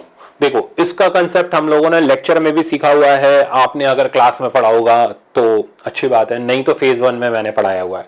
हमें इस अल्फा की मैक्सिमम वैल्यू निकालनी है। क्या प्रोसेस मैंने सिखाया था? मैंने सिखाया था अल्फा की मैक्सिमम वैल्यू सच दैट रे यहां से बाहर ना जाए, तो आप इधर रे का जस्ट TIR करो, इस एंगल का नाम क्रिटिकल एंगल कर दो, ठीक है ना। ये एंगल हो जाएगा, अब ये 90 डिग्री हो गया, तो ये हो जाएगा 90 - IC। शुरुआत हम यहां से करेंगे, पहले क्रिटिकल निकालेंगे, ठीक है ना।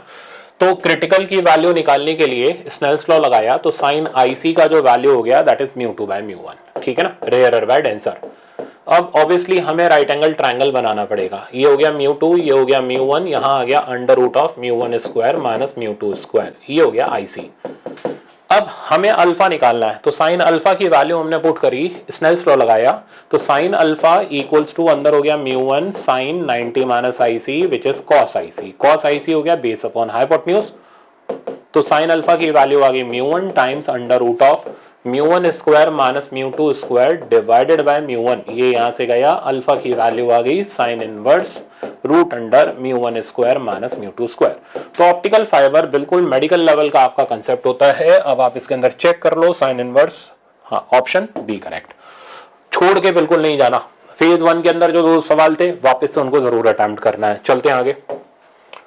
अब हमारे पास फिर से थ्योरी आती है, ये छोटी सी थ्योरी है, प्रिज्म की है, तो इसके अंदर डिस्पर्जन, एक्रोमेटिज्म, ठीक है ना, इन सब चीजों के हम लोग सारी कंडीशन पे सवाल देखने वाले हैं। तो सुनो, प्रिज्म के अंदर पहले तो डेविएशन वर्सेस इंसिडेंस का ग्राफ, ये ग्राफ हमें क्या बताता है कि जैसे ये लाइन इसको कट कर रही है, तो ये लाइन इसको 2 जगह पर कट कर रही है, एक अगर इंसिडेंस का काम करेगा तो दूसरा एंगल इमरजेंस का काम करेगा। ये वो पॉइंट है जहां पर डेविएशन मिनिमम है। जब डेविएशन मिनिमम होता है, I और E आपस में बराबर होते हैं, R1 R2 आपस में बराबर होते हैं, और ये A/2 के बराबर होता है। तो मैंने हमेशा आपको बताया, मैं इसमें वो फॉर्मूला नहीं लगाता μ = sin A + Δm/2, ठीक है, मेरा कंसेप्ट के ऊपर इसमें काम चलता है। तो 2 इक्वेशंस मेरे पास रहती हैं। सबसे पहली इक्वेशन तो जनरल डेविएशन का फॉर्मूला हो गया विच इज 2i - a। इसके बाद हम स्नेल्स लॉ लगाते हैं, और स्नेल्स लॉ लगा करके हमारे पास इक्वेशन जो फर्स्ट सरफेस पर बनती है sin i = μ sin R1, और R1 की जगह में A/2 डाल देते हैं। तो बेसिकली मेरे पास 2 इक्वेशंस है, पहली डेल्टा की equation which is 2i - a, और दूसरी हमारी स्नेल्स लॉ। इन दोनों से तकरीबन प्रिज्म का मिनिमम डेविएशन का हर तरीके का प्रॉब्लम कंप्लीट हो जाता है।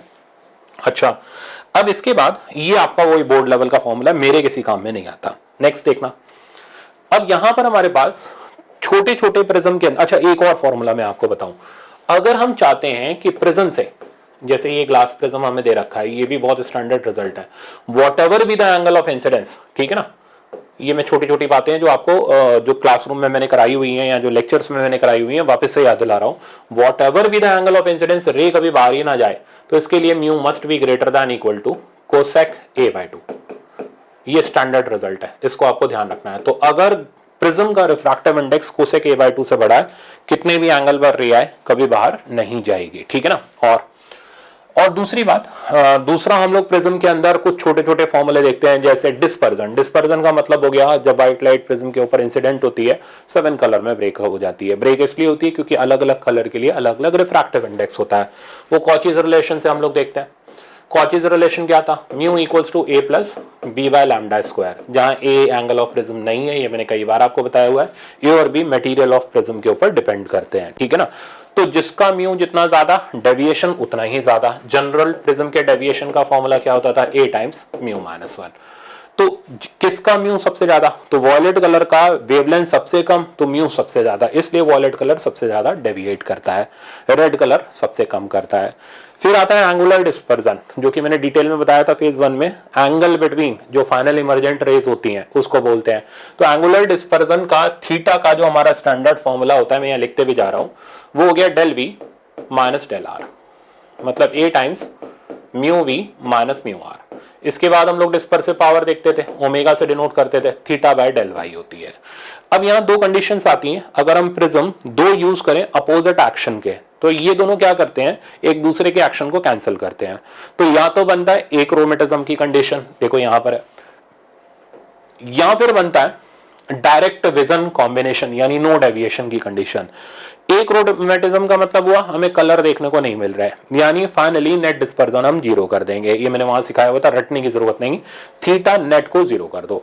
नो डेविएशन की कंडीशन है तो डेल्टा नेट को जीरो कर दो, तो जैसी कंडीशन हो उसके हिसाब से उसको जीरो कर दो, रिजल्ट आ जाएगा। हाँ, कुछ फॉर्मूले होते हैं जो बुक के अंदर हमें बेसिकली याद करने पड़ते हैं, जिनका न्यूमेरिकल के अंदर कोई यूज हम नहीं लेने वाले, न्यूमेरिकल हम अपने स्टाइल में करेंगे। तो मैं आपको प्रिज्म के प्रॉब्लम दिखाता हूं। देखो ये स्टार्टिंग आपने लेनी है प्रिज्म में, प्रिज्म में हर तरीके का प्रॉब्लम आपको मिलेगा, सिल्वरिंग से लेकर के मैंने सारे तरीके के प्रॉब्लम यहाँ जितने हो सकते हैं, स्पेशली TIR के तो भर भर के रखे हैं। तो पहले आप यहां से स्टार्ट करो, 45 सेकंड टाइम है, डायग्राम जरूर बनाना है।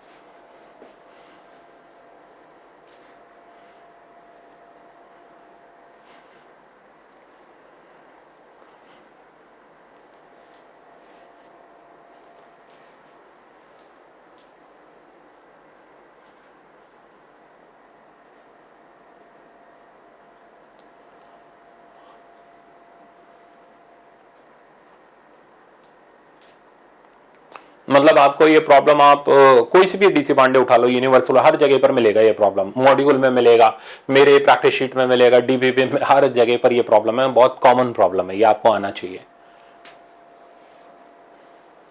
तो मैं इसको अब रोक रहा हूं। देखो ये कह रहा है, प्रॉब्लम ये कह रहा है कि हमारे पास एक प्रिज्म है जिसका एंगल ऑफ प्रिज्म ऑब्वियसली ए है, मिनिमम डेविएशन हमें पता करना है, तो मैंने डायग्राम बनाया, मिनिमम डेविएशन में ये एंगल हो जाएगा a/2, ये एंगल हो जाएगा I, म्यू हमें दे रखा है, हमारे पास सिर्फ दो इक्वेशन है, एक स्नेल्स लॉ। अब जैसे म्यू दे रखा है cot a/2 के बराबर, अब म्यू किसके अंदर आता है, स्नेल्स लॉ के अंदर ही आता है। तो पहले हमने स्नेल्स लॉ लगाया, sine I equals to mu sine a/2, mu की वैल्यू डाल दी विच इज cot a/2, तो cot हो गया cos by sine, sine sine cut गया, cos a/2 बन गया, बच गया। तो यहां से I की वैल्यू आ गई 90 माइनस a/2, सही है। I निकाल लिया, पर वो I तो नहीं पूछ रहा, वो आपसे डेलमिन पूछ रहा है। डेलमिन का फॉर्मूला हो गया twice of I minus a। अब देख रहे हो कुछ करने की जरूरत नहीं, इन दो इक्वेशन से ही खेल लेते हैं हम पूरा प्रिज्म। तो बस आपकी आदत होनी चाहिए, अब अगर आपने ऐसे तरीके से नहीं खेला है, वही खाली फॉर्मूला रट के चले हो, तो यार थोड़ा सा आप प्रिज्म के अंदर अटक सकते हो। Twice of I minus a, तो ये आ जाएगा 180 माइनस 2a। आंसर चेक कर लो, बी ऑप्शन करेक्ट हो गया। नेक्स्ट प्रॉब्लम देखते हैं। नेक्स्ट जो प्रॉब्लम है इसके लिए आपको सिर्फ 30 to 45 सेकंड तक का टाइम है।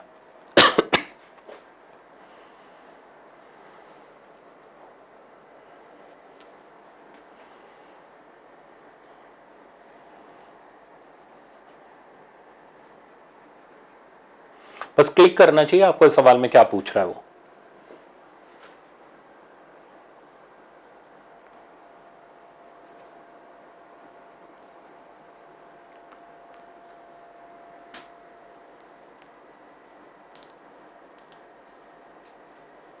तो मैं इसको रोक रहा हूं। ये कह रहा है एक प्रिज्म है जिसका एंगल 60 डिग्री है, कह रहा है एनी रे, कोई सी भी रे आए, बिल्कुल मतलब फैल गया, ये कहता कोई सी भी आने दो भाई मैदान में, ठीक है ना, पर वो बच के बाहर नहीं जानी चाहिए, यानी कंडीशन फॉर नो इमरजेंस होनी चाहिए। तो म्यू बता दो, तो mu must be greater than equal to, जो मैंने रिजल्ट अभी आपको बताया था, कोसेक a/2 पुट करो, कोसेक a/2 हो गया 30 डिग्री, यानी ये 2 आ गया। तो जब इस प्रिज्म का रिफ्रैक्टिव इंडेक्स 2 या 2 से ज्यादा होगा, किसी रे की मजाल नहीं है कि वो उस प्रिज्म को क्रॉस करके बाहर जा पाए। ऑप्शन ये सारे तो 2 से छोटे ही है, ऑब्वियसली ऑप्शन डी करेक्ट हो गया। चलते हैं आगे। देखो ये प्रॉब्लम आपका AIPMT का है, पर मैं इसे कभी नहीं छोड़ता, हर बार जरूर कराता हूं ताकि आपको ये अच्छी तरीके से रिवाइज रहे। बेस्ट प्रॉब्लम है आपका आज तक का आया हुआ। करो अटेम्प्ट 45 सेकंड। रटा हुआ नहीं, वापस से ट्राई करो, ठीक है ना, जैसे सिखाया गया वैसे वापस से करो ताकि परफेक्ट हो जाएगी। ये नहीं रटा हुआ आंसर टिक मार दिया चलो आगे, तो फिर वैल्यू चेंज कर देते हैं।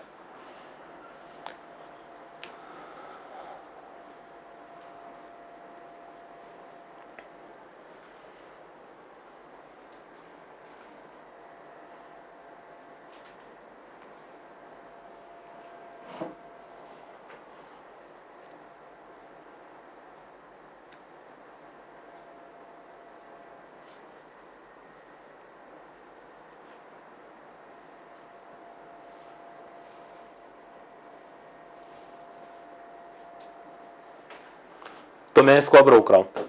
देखो हमें नहीं पता यार, ये गंदे गंदे म्यू दे रखे हैं, कौन टीआईआर करेगा कौन टीआईआर नहीं करेगा। तो हम क्या करते हैं, ये जो रे डायग्राम दे रखा है ना, इस डायग्राम के हिसाब से कंडीशन ढूंढ लेते हैं टीआईआर की, क्या नेसेसरी कंडीशन होनी चाहिए। रे को आगे ले जाओ, इस सरफेस पर टीआईआर कराना है, इंसिडेंस का एंगल निकालो, तो ये 45 ये 45, तो आई का वैल्यू भी 45 हो गया। अब अगर इधर ये 45 वाली रे टीआईआर करनी है तो दिस 45 डिग्री, ठीक है ना, ऐसे स्टार्टिंग करो, this angle of incidence 45 degree must be greater than और इक्वल टू क्रिटिकल एंगल। सही है, इस तरीके से आपको स्टार्टिंग करनी। अब दोनों तरफ साइन साइन लगाओ, तो साइन 45 इज ग्रेटर देन और equal to sine IC.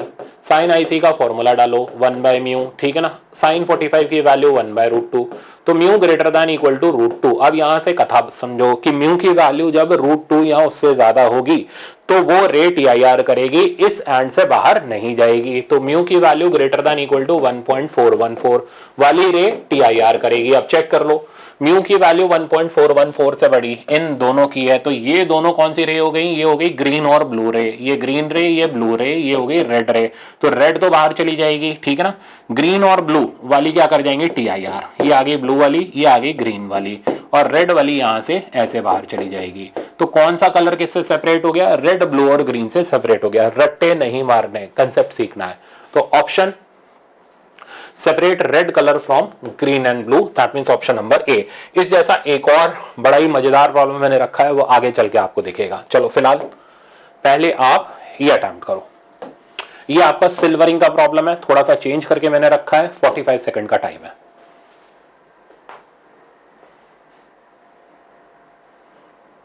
Silvering का आई थिंक 2013 में आया था शायद, 13 या 14 में, वैसे मैंने लास्ट ईयर कराया हुआ था वो।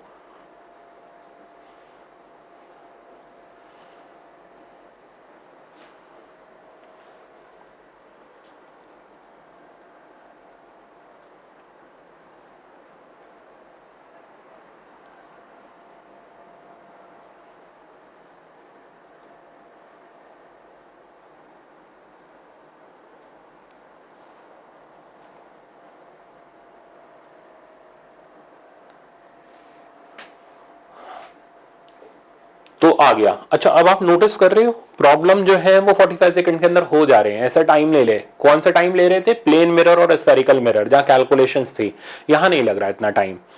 तो अंदाजा लग रहा है कि अब कौन सा मुश्किल है कौन सा आसान सेक्शन है। तो यहां तक अभी तक आसान सेक्शन है, फिर कहां टाइम लगेगा आगे बताऊंगा। ओके, इसमें बोल रहा है angle of prism is a, तो ये प्रिज्म दे रखा है, इसका एंगल हमें ए दे रखा है। आगे बोल रहा है it's one surface is silver, तो हमने इसकी सिल्वरिंग कर दी, ठीक है। Light ray falls at an angle of incidence 2a, light ray यहां पर 2a के एंगल ऑफ इंसिडेंस पर फॉल करती है। ओके, अच्छा फिर on the first surface returns back through the same path after suffering reflection at second silver surface, तो ये यहां गई और यहां से वापस से पाथ रिट्रेस कर लेती है, मतलब नॉर्मल बन गई, ठीक है ना। तो हमने फट से इधर का एंगल लिख लिया R1। R1 की वैल्यू कैसे लिखोगे यार, ट्राइंगल से निकाल लो, ये 90 डिग्री, ये 90 माइनस है, तो R1 की वैल्यू a के बराबर आ गई। रिफ्रैक्टिव इंडेक्स म्यू है, क्या निकालना है, म्यू निकालना है। स्नेल्स लॉ लगाओ, तो sin 2a mu sine A, sine 2a को ऑब्वियसली ब्रेक करना पड़ेगा, 2 sine A cos A, sine A उड़ गया, 2 cos A equals to mu. तो आ गया ना आराम से 45 सेकंड के अंदर बनने वाला प्रॉब्लम, 2 कॉस ए, ऑप्शन बी करेक्ट। चलते हैं आगे। हाँ ये था वो प्रॉब्लम रेंज वाला, करो, डरना नहीं है, ठीक है ना, कि डायग्राम देखा डर गए, सॉल्व करो, आपको 45 सेकंड से 1 मिनट तक का टाइम लगेगा।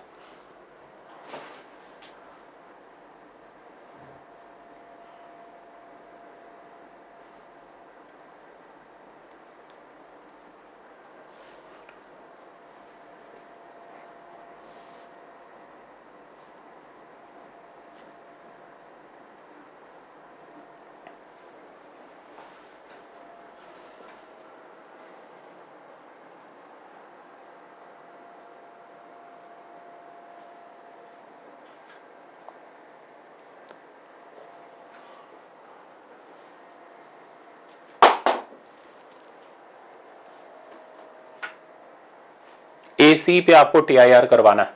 तो मैं स्टार्ट करूं? देखो तरीका एक ही तरीका है इसमें आपको माथा खराब करने की जरूरत नहीं है। रे परपेंडिकुलर आ रही है, यहां जाओ, एंगल देखो, तो ये 90, ये 60, ये 30, ये 60 हो गया। क्या चाहते हो? TIR। तो this 60 degree must be greater than equal to IC। बस एक ही फंडा है और कुछ नहीं है, जैसा अभी थोड़ी देर पहले आपने सीखा था वो रेड ब्लू ग्रीन वाला प्रॉब्लम। तो 60 degree must be greater than equal to IC। अच्छा, तो 60 degree must be greater than, sine लगा दो दोनों तरफ, sine 60 degree must be greater than equal to sine IC। अब साइन IC यहां पर देखना पड़ेगा। प्रिज्म का रिफ्रैक्टिव इंडेक्स 3/2 दे रखा है, बार का हमें निकालना है। तो ये रेयरर हो गया, ये डेंसर हो गया, ठीक है ना, तभी TIR होगा। तो equal to mu R by mu T. Simplify करते हैं, sine 60 √3/2 greater than equal to mu R हमें नहीं पता, म्यू निकालना है, एंड म्यू डी का वैल्यू इज 3/2। तो इसको इधर भगा दो, तो 3/2। तो mu must be less than और इक्वल टू 3√3/4। तो इससे छोटा होना चाहिए या बराबर। बराबर लिमिटिंग कंडीशन हो गई। अब आप देखो लिमिटिंग एक भी नहीं दे रखी, तो हमारा ऑप्शन सिर्फ एक ही फिट बैठ रहा है, that is option number B. समझ आ गया? तो ऐसा मुश्किल नहीं है, अगर आपके कंसेप्ट सही हैं तो बिना कुछ करे भी, बिना रट्टे मारे भी आप सवाल को आराम से कर लोगे। चलो नेक्स्ट प्रॉब्लम पर आते हैं। अब ये आपका थिन प्रिज्म का प्रॉब्लम है। करो अटेम्प्ट, 45 सेकंड।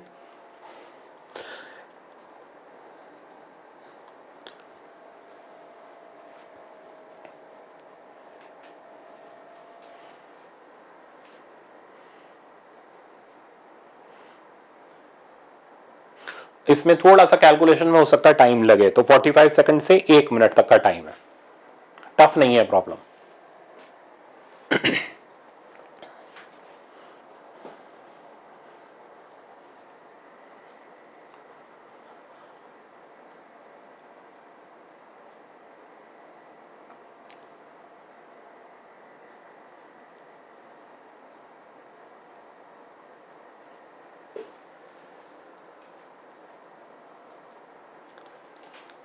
तो मैं इसको अब रोक रहा हूं। देखो पहले डाटा अरेंज कर लूं। Dispersive power of flint and crown glass, तो एक फ्लिंट है और एक क्राउन है, दोनों की डिस्पर्सिव पावर। तो इसकी डिस्पर्सिव पावर हमें दे रखी है 0.053। क्या होती है? डिस्पर्सिव पावर होती है mu V minus mu R by mu Y minus 1। Crown की, इसको मैं हटा रहा हूं, क्राउन की डिस्पर्सिव पावर हमें दे रखी है 0.034 mu V minus mu R by mu Y minus 1। कोई कैलकुलेशन अभी करने की आपको जरूरत नहीं है, वो लास्ट में देखेंगे कहां हमें कैलकुलेशन मैनेज करनी है। आगे there mean refractive index, mean refractive index मतलब येलो कलर का रिफ्रैक्टिव इंडेक्स। तो हमें म्यू वाई दे रखा है क्वेश्चन में, इसको डैश कर लेते हैं सिंबल के हिसाब से। तो म्यू वाई का वैल्यू 1.68 है एंड म्यू वाई डैश का वैल्यू इज 1.53। ठीक है। Calculate the angle of flint glass, तो फ्लिंट ग्लास का एंगल ए निकालना है। अच्छा, required to form an achromatic combination with a crown glass prism of refracting angle 4 degree. ठीक है ना। तो एक्रोमेटिक कॉम्बिनेशन, एक्रोमेटिक मतलब डिस्पर्जन नहीं हो रहा, तो नेट डिस्पर्जन को हम 0 डाल देते हैं। तो नेट डिस्पर्जन हो गया θ1 माइनस θ2 इक्वल्स टू 0, माइनस इसलिए दोनों अपोजिट एक्शन के हैं। तो θ1 इक्वल्स टू θ2। अब थीटा का फॉर्मूला ये हो गया mu V minus mu R times A. ठीक है ना। ये हो गया mu V dash minus mu R dash times A dash. क्या आपको म्यू वी और म्यू आर पता है? नहीं पता। तो क्या करेंगे? तो निकालेंगे भाई इसको इधर ट्रांसफर करके। तो 0.053 इंटू म्यू वाई माइनस 1, तो माइनस 1 करोगे तो 0.68 हो गया। ठीक है ना। डरना मत, बस हो जाएगा सवाल। Mu V dash minus mu R dash, इसको इधर ट्रांसफर करो तो ये हो गया 0.034 इंटू 0.53 और ए डैश हमें दे रखा है 4। अब देखो कैलकुलेशन, ये तो सीधे सीधे कट रहे हैं भाई। ठीक है ना। तो आपको डरने की जरूरत नहीं, कैलकुलेशन बहुत भारी है, आराम से कट जाएगा। तो ये यहां से गया, इससे 10 इधर आ गया, ये इधर इसको 20 आ गया। सही है ना। तो ए का वैल्यू हमारे पास आ गया 2 डिग्री। तो पहले वाले यानी फ्लिंट वाले ग्लास का रिफ्रैक्टिंग एंगल 2 डिग्री होना चाहिए। A option correct. कहां था मुश्किल? बस थोड़ा सा कैलकुलेटिव था। कंडीशन आपने देखो, मैंने कोई रट्टा नहीं मारा, सिंपल जैसा सुना वैसी कंडीशन लगा दी। अगर ये कॉम्बिनेशन होता जिसमें नेट डेविएशन नहीं होता तो मैं क्या करता, del 1 इक्वल्स टू del 2 कर देता। del 1 का formula mu Y minus 1 times A, mu Y dash minus 1 times A dash, वहां से हमारे पास फिर वैल्यू आ जाती जो चाहिए होती। तो अब ये आपको पूछा है, अगला आप एक बार खुद ट्राई कर लेना, देखना कितना आंसर आता है उसका, ठीक है ना। चलते हैं हम आगे। ओके, नेक्स्ट आता है, अब देखो अब ये थोड़ा सा हमारे पास आ गया रिफ्रैक्टिंग कर्व्ड सरफेस का सेक्शन और हमारा अपना लेंसेज का सेक्शन। तो एक बार फटाफट से रिवीजन कर लेते हैं। तो रिफ्रैक्टिंग कर्व्ड सरफेस वाले में आपको पता है हम लोग पहाड़ बना करके करते हैं, इक्वेशन जनरली वही होती है, iOS के हिसाब से इक्वेशन लिखते हैं, I minus O equals to S. तो इमेज की प्रॉपर्टी क्या हो गई, mu two by V minus mu one by U equals to mu two minus mu one by R. Problem मैंने इस पे रखा हुआ है। अच्छा, लेंसेज के ज्यादातर प्रॉब्लम करने के लिए आपको लेंस मेकर की जरूरत पड़ेगी। तो लेंस मेकर का जनरल फॉर्मूला तो ये रहा, ठीक है ना। मैंने आपको सिखाया हुआ है और वो ये सिखाया हुआ है, हमें इसकी भी बहुत कम जरूरत पड़ती है। जनरली हम लोग इक्वी कॉन्वेक्स लेंस ले लेते हैं, म्यू जी, और एयर में ले लेते हैं।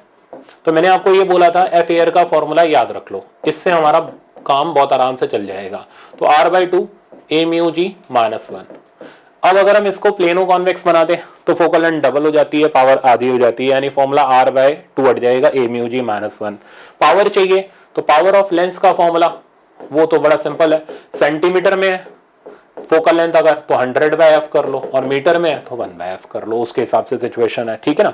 अच्छा, इसके बाद एक और छोटी चीज, अगर हम इनको कॉम्बिनेशन को एक साथ अरेंज करते हैं विदाउट एनी गैप तो इक्विवेलेंट पावर हो जाती है P1 प्लस P2। थोड़ा सा सेपरेट करें तो P1 plus P2 minus D times P1। इस पे एक जबरदस्त सवाल है जो पहले एम्स में आया था, ठीक है ना, मैं दिखाऊंगा अभी आपको। एक दो चीजें और बताऊं, सिल्वरिंग का मैंने आपको एक स्पेशल रिजल्ट दिया हुआ है कि अगर हम लेंस को सिल्वर करते हैं, ठीक है ना, तो ये सिल्वर्ड लेंस नहीं रहता, ये क्या बन जाता है, मिरर बन जाता है। तो अगर हम कॉन्वेक्स लेंस को सिल्वर करें तो एफ एम का फॉर्मूला आता है minus R by two mu minus 1। मैंने बोला हुआ है कि आपको कैलकुलेट नहीं करना। अगर हम प्लेनो कॉन्वेक्स को सिल्वर करें तो इसमें दो ऑप्शंस है, आइदर प्लेन सरफेस को सिल्वर करें, इसको मैं हटा रहा हूं, या फिर कर्व्ड सरफेस को सिल्वर करें। तो अगर प्लेन सरफेस को हम सिल्वर करते हैं तो एफ एम का जो फॉर्मूला बनता है माइनस आर, माइनस इसलिए बन रहा है क्योंकि ये कॉनकेव मिरर की तरह एक्ट कर रहा है, तो आर बाय ये बनेगा 2 टाइम्स म्यू माइनस 1। और यहां पर अगर हम कर्व्ड सरफेस को सिल्वर करें तो फिर हमारा जो रिजल्ट बनता है एफ एम का वो बनता है माइनस आर बाय 2 म्यू। सही है, तो ये हमारे स्टैंडर्ड रिजल्ट्स हैं सिल्वरिंग के, इनसे बाहर हमारा कोई सवाल नहीं आता। कॉन्वेक्स की हमने सिल्वरिंग करी, कॉनकेव की करें तो बस ये रिजल्ट पॉजिटिव हो जाते हैं। अच्छा, एक और यहाँ पर न्यूटन फॉर्मूला है, अगेन जब डिस्टेंसेस फोकस से मेजर किए जाते हैं तो x1 x2 का प्रोडक्ट जो होता है वो एफ स्क्वायर के बराबर होता है, वो हमारा हो गया अपना न्यूटन फॉर्मूला। एक और चीज, अगर हम मीडियम बाहर का चेंज करें, ये मैंने सारा सिखाया हुआ है फेज 1 में, क्लासेस में, आपको लेक्चर्स में, तो बस खाली रिवीजन कर लो एक बार, क्विक रिवीजन। अगर हम बाहर का मीडियम इंक्रीज करते जाए तो फोकल लेंथ की वैल्यू बढ़ती चली जाती है। अंदर और बाहर का मीडियम सेम हो जाए तो फोकल लेंथ इनफाइनाइट हो जाती है, पावर 0 हो जाती है, हम बोलते हैं लेंस बिकम्स इनविजिबल। याद आया? अगर हम बाहर का मीडियम डेंसर करते हैं, अंदर का मीडियम रेयर रखें तो लेंस का एक्शन चेंज हो जाता है, converging becomes diverging, diverging become converging. इस पे भी सवाल है। अच्छा, तो स्टार्ट करते हैं अब हम प्रॉब्लम को। तो एक बार आप शुरू करो। आपको इन प्रॉब्लम में जनरली आप ये देखना कि लेंसेस या ये जो रिफ्रैक्शन एट कर्व्ड सरफेस के प्रॉब्लम है, इनमें आपको कैलकुलेशन में थोड़ा सा टाइम लगेगा, तो 1 से 1.5 मिनट का टाइम मान करके चलो। तो अटेम्प्ट करो। मैं इसमें आपको 45 सेकंड से 1 मिनट का टाइम दे रहा हूं।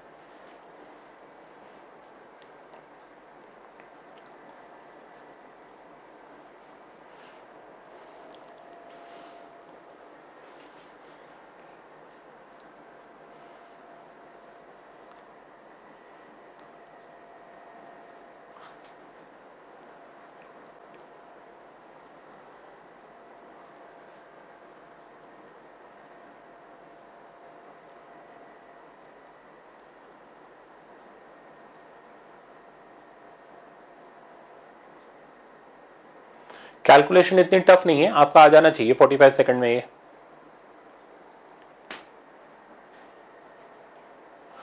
तो मैं इसको रोक रहा हूं, चलो देखते हैं इसका क्या आंसर आ रहा है।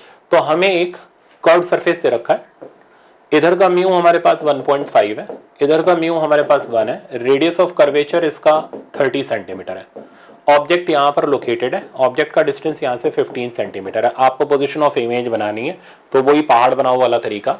तो पहाड़ बनाया, इमेज इधर बन गई, इमेज का डिस्टेंस यहाँ से v ले लिया, साइन ये प्लस और इधर माइनस। अब आप iOS के हिसाब से इक्वेशन लिखो, तो इमेज का हिसाब किताब 1.5 बाई वी माइनस ऑब्जेक्ट का 1 by minus 15 equals to mu two minus mu one 1.5 minus 1 divided by radius. Radius इसका देखना पॉजिटिव साइड पर है, तो प्लस 30, तो इधर आ गया 1/60 और यहाँ पर 1.5 बाई वी प्लस 1/15, तो उसको उधर ट्रांसफर कर देते हैं। तो 1/60 माइनस 1/15 एलसीएम हो गया 60, इधर आ गया 1 और इधर आ गया 4, तो माइनस 3/60, तो माइनस 1/20। तो फाइनली v की वैल्यू आ गई माइनस की 30 सेंटीमीटर। तो चेक करो, माइनस का 30 सेंटीमीटर, तो ऑप्शन ए करेक्ट है। मुश्किल नहीं था, बस थोड़ी सी कैलकुलेशन वही मैनेज करनी थी, तो इसलिए 45 सेकंड से 1 मिनट लग जाता है। नेक्स्ट, हाँ देखो ये कंसेप्चुअल आ गया, करो अटेम्प्ट। ये उसी के ऊपर बाहर का मीडियम हम चेंज करें, तो मैं आपको इसमें 45 सेकंड तक का टाइम दे रहा हूं।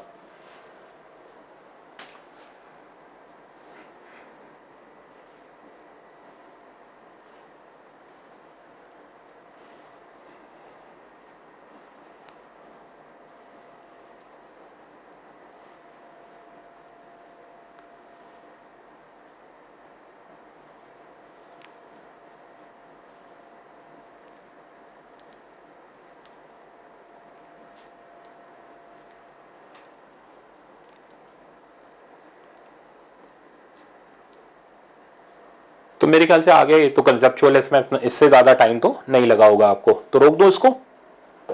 देखो अब ये पहले इसका देख लो order, mu two greater than mu one and greater than mu three. तो म्यू टू बाहर का मीडियम है, म्यू वन से ज्यादा है, तो बाहर का मीडियम अगर अंदर के मीडियम से ज्यादा हो तो लेंस का नेचर पलट जाता है, तो कॉन्वेक्स कॉनकेव बन जाएगा, यानी कन्वर्ज की बजाय डाइवर्ज कर देगा।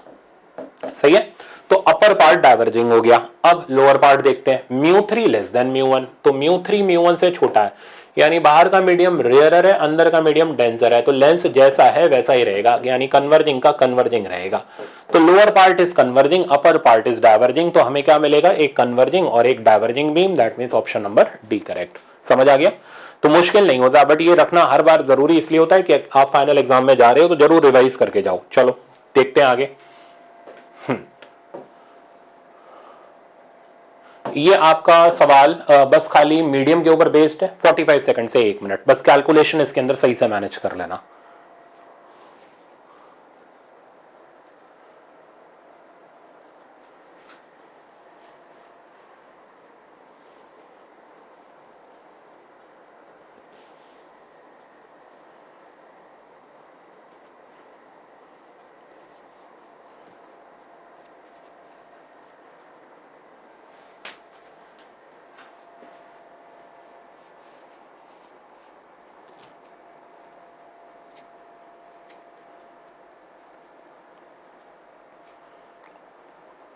आ गया होगा, इतना ज्यादा टाइम नहीं लगना चाहिए आपको। तो मैं रोक रहा हूं इसको। ये बोल रहा है thin convex lens of refractive index इतना, तो म्यू जी का वैल्यू हमें दे रखा है कॉन्वेक्स लेंस का, that is 1.5, has a focal length of 15 centimetre in air, F air की वैल्यू हमें दे रखी है 15 centimetre. When the lens is placed in liquid, तो लिक्विड में रखा, तो लिक्विड का रिफ्रैक्टिव इंडेक्स 4/3 यानी वाटर में रखा हुआ है। फोकल लेंथ इन लिक्विड यानी वाटर में आपको कैलकुलेट करनी है, रेशियो ले लो यार। तो फोकल लेंथ का F air by F liquid का रेशियो लोगे तो इनवर्स में आ जाएगा। इनवर्स में मतलब इधर आ जाएगा एल म्यू जी माइनस 1, नीचे आ जाएगा ए म्यू जी माइनस 1, खत्म खेल इसका। अब वैल्यू डालो एल म्यू जी, तो mu G by mu L, हमें क्या निकालना है, हमें निकालनी है फोकल लेंथ निकालनी है। तो म्यू जी हो गया 3/2, म्यू एल हो गया 4/3 माइनस 1, ए म्यू जी माइनस 1, तो 3/2 माइनस 1, देखें कितना आता है, तो 9/8, तो ऊपर बचा 1/8, इधर आ गया 1/2, ये हो गया 1/4, तो एफ लिक्विड हो गया 4 टाइम्स एफ एयर था 15, तो ये आ गया 60 सेंटीमीटर। चेक कर लो, ऑप्शन डी करें। इसमें बोला ये मुश्किल नहीं होता, बस थोड़ा सा टाइम लगता है कैलकुलेशन में। ओके अच्छा, अब ये जो प्रॉब्लम देख रहे हैं, अभी शुरू मत हो जाना, एक मिनट सुन लो पहले। तो इसमें क्या होता है, जब ये कॉम्बिनेशन, ठीक है ना, कॉम्बिनेशन की फोकल लेंथ वगैरह निकालनी होती है, तो ये प्रॉब्लम थोड़ा सा टाइम कैलकुलेशन में ले लेता है। तो 1 से 1.5 मिनट का टाइम इनके लिए आपको रखना चाहिए। सिल्वरिंग में 1 से 1.5 मिनट का टाइम लगता है। तो लेंसेज के अंदर अगर डबल लेंस के प्रॉब्लम है, लेंस और मिरर के प्रॉब्लम है, इक्विवेलेंट फोकल लेंथ के प्रॉब्लम है, कॉम्बिनेशन के या फिर सिल्वरिंग के हैं, तो 1 से 1.5 मिनट आपको लगेगा। अब आप इसको शुरू करो। तो मैं आपको इसमें 1 मिनट का टाइम दे रहा हूं।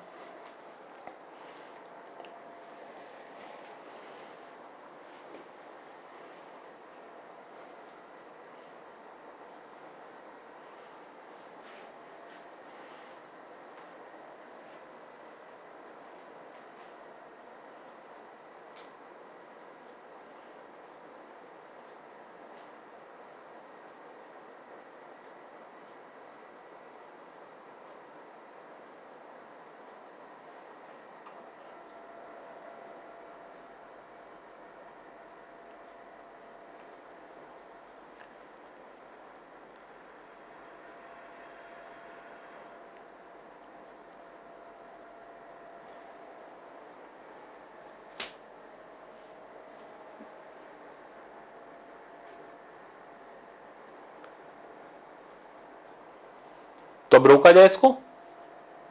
देखो, लग गया ना इतना कैलकुलेशन में टाइम, मुश्किल नहीं था, पर कैलकुलेट करते करते 1 मिनट पता नहीं चला कहां गया। चलो देखो बेटा, ये बोल रहा है two plano convex lens each of focal length 10। तो इन दोनों की फोकल लेंथ 10 है। तो F1 और F3, इसको 1 कर लेते हैं ऑब्वियसली, इसको 2 कर लो, इसको 3 कर लो। F1 और F3 के वैल्यू हमारे पास आगे कितने हैं, 10 सेंटीमीटर। क्यों दे रखे हैं ये फोकल लेंथ, ताकि आप इसका रेडियस निकाल लो। तो R/2 तो लगेगा नहीं, μ-1। अब चेक करो, म्यू दे रखा है, तो दैट मींस हमें इधर से आर मिल जाएगा। आर का यूज कहां आएगा, F2 निकालने में। तो ये इसका मतलब तरीका होता ही है, फोकल लेंथ देता है, रेडियस निकलवाता है, फिर यूज करता है उस रिजल्ट को। ओके, आगे देखो। तो 10 इक्वल्स टू R/3/2 -1, तो ये बना 1/2। यहां से R का वैल्यू आ गया 5। अब हमें फटाफट से फोकल लेंथ सेकंड वाले का निकाल लेना चाहिए। सेकंड वाला लेंस लिक्विड का बना हुआ है, बाहर हम ऑब्वियसली एयर लेते हुए चलेंगे। तो जब हम इनको अलग अलग करते हैं ना फोकल लेंथ निकालने के लिए, तो आउटसाइड मीडियम हम एयर ही लेते हुए चलते हैं। तो मैं यहां डायग्राम बना दूं। तो कॉनकेव लेंस है, अंदर लिक्विड है, बाहर कुछ नहीं, यानी हम एयर लेते हुए चलेंगे। ओके, तो फोकल लेंथ का formula -R/2 a mu G. तो a म्यू जी की जगह L -1। अब सिंप्लीफाई कर लेते हैं, -5 डिवाइडेड बाय 2 ए म्यू जी हो गया, sorry mu L divided by mu A. Mu L कितना दे रखा, 4/3। तो 4/3 -1, दिस बिकम्स 1/3, तो 15/2। तो माइनस का 15/2 सेंटीमीटर इज F2। अब हमें क्या चाहिए, पूरे सिस्टम की पावर इन डायोप्टर। तो 100 पहले बाहर खींचो, 1/F1। फॉर्मूला तो लिखने का मेरा मूड नहीं कर रहा, मैं सीधे सीधे डायरेक्ट लगाता हूँ, ऐसे ही बोल देता हूँ, 1/F1 + 1/F2 + 1/F3। F1 F3 बराबर है, तो 2/F1 - 1/F2। ठीक है ना, सिंप्लीफाई करते हैं। 100 2/F1, तो F1 कितना रहा, F1 ये रहा 10। तो 2/F1 हो गया 2/10। देखो कैलकुलेशन में मेरे को भी टाइम लग रहा है, तो टीचर करे स्टूडेंट करे, इस टाइप के प्रॉब्लम कैलकुलेशन में टाइम लेते ही लेते हैं। तो 1 से 1.5 मिनट मान के चलो, जल्दबाजी करोगे गलत हो जाएगा। माइनस मैंने पहले डाल दिया, दोबारा माइनस मत पटक देना, पता चले प्लस करके चले आए वहां पे। तो ये आ गया हमारे पास -2/15। सिंप्लीफाई करते हैं इसको, तो ये आ गया 100 इंटू 2 भी कॉमन ले लो, और इधर से हमारे पास नीचे से 5 भी कॉमन आ गया। ठीक है, और इधर बचा 5 हमने कॉमन निकाल लिया, 1/2 -1/3। हाँ ठीक है, अब ये रिजल्ट आ जाएगा हमारे पास 1/6 कर देता हूँ सीधे सीधे इसको, तो 1/6 आ गया। फाइनली ये बना 20, और कट जाएगा ये, आई थिंक, हाँ ये और कैंसिल आउट हो जाएगा, 10, 20/3 आ गया। 20/3 6.67 डायोप्टर पॉजिटिव का, तो प्लस का 6.67 डायोप्टर, ऑप्शन ए करेक्ट। अगर थोड़ी सी भी जल्दबाजी कर दी होती, कैलकुलेशन ध्यान से नहीं करी, साइन भूल गए इसके अंदर, तो फिर आप ये समझ लो आंसर गया आपका। ठीक है ना, तो एक आता हुआ सवाल जल्दबाजी में खराब नहीं करके आना, ऐसा आया तो आपको टाइम लगेगा, 1 से 1.5 मिनट का टाइम लेते हुए चलना है। चलो आगे। तो नेक्स्ट प्रॉब्लम, देखो ये प्रॉब्लम अब लेंस और मिरर का प्रॉब्लम है, आपको इसमें टाइम लगेगा 45 सेकंड से 1 मिनट तक का टाइम मैं आपको दे रहा हूं। करो इसको स्टार्ट।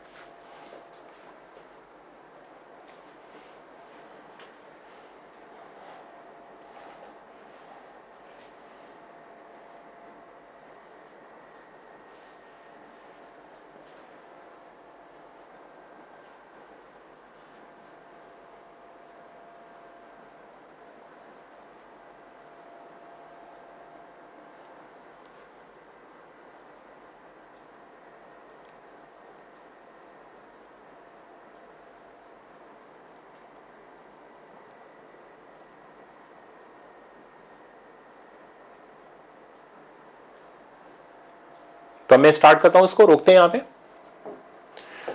तो प्रॉब्लम ये कह रहा है नहीं इतना भी ज्यादा टाइम नहीं लगेगा, ठीक है 45 सेकंड से 1 मिनट तक में हो जाना चाहिए।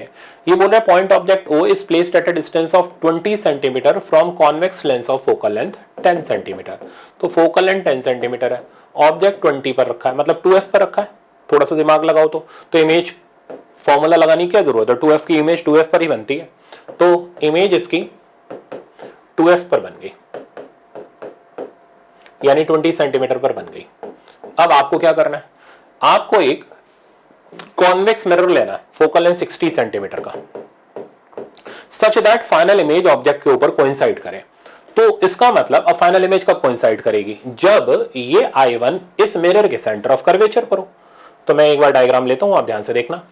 तो ये रहा मिरर, इस मिरर के सेंटर ऑफ कर्वेचर पर हो, फोकल लेंथ अगले की 60 है ना, देख रहे हो आप, और सेंटर ऑफ कर्वेचर अगर मैं ढूंढूंगा तो 120 पर आ जाएगा। ये दूरी 20 है और डिस्टेंस 120 का, कहां से पॉसिबल होगा, क्या ऐसा पॉसिबल हो पाएगा, नहीं हो पाएगा। तो सेंटर पे लाना हमारे लिए इसमें पॉसिबल नहीं है, तो क्या आंसर इसमें डी होगा। फिर final image can never coincide. तो ये चीज का जवाब मैं अभी आपको दे रहा हूं, मैं एक बार ये डायग्राम हटा रहा हूं। एक पॉसिबिलिटी और होती है, तो अगर सेंटर पे नहीं ला सकते कोई बात नहीं, एक जुगाड़ और है। तो आप ऐसा करो, इस I1 को इसके पोल पे ला दो। ठीक, आपको सर तो चीटिंग है, नहीं, दो पॉसिबिलिटीज होती हैं। तो अगर इमेज कोइंसाइड करवानी है ना, तो या तो सेंटर पर ले जाओ, और अगर वहां ले जाना पॉसिबल नहीं है उसके रेडियस के कारण, तो फिर दूसरी पॉसिबिलिटी है उसके पोल पे टकराओ। अब क्या होगा, ये रे जो पोल पर टकराएगी अपने पाथ को रिट्रेस कर लेगी, सॉरी उतने ही एंगल पर रिफ्लेक्ट हो जाएगी, और देखो फाइनल इमेज ऑब्जेक्ट के साथ कोइंसाइड कर जाएगी। खेल समझ आ गया। तो अगर सेंटर पे ले जाना पॉसिबल नहीं है तो पोल पर ले जाओ, और पोल पर टकरा करके इमेज को वहां पर बना दो। तो अब आप x की वैल्यू देख सकते हो, ये x की वैल्यू 20 सेंटीमीटर हो गई। ऑप्शन हमारा सी करेक्ट हो गया। समझ आ गया।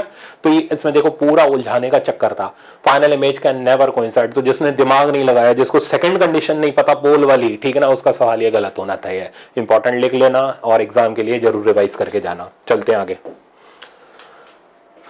ओके, नेक्स्ट प्रॉब्लम है आपका सिल्वरिंग होना चाहिए जरूर, ठीक है ना। हाँ, सिल्वरिंग का है, तो 1 से 1.5 मिनट तो पकड़ के चलो। सिल्वरिंग में इससे कम क्या लगेगा, करो। तो 1 मिनट का टाइम मैंने आपको दिया।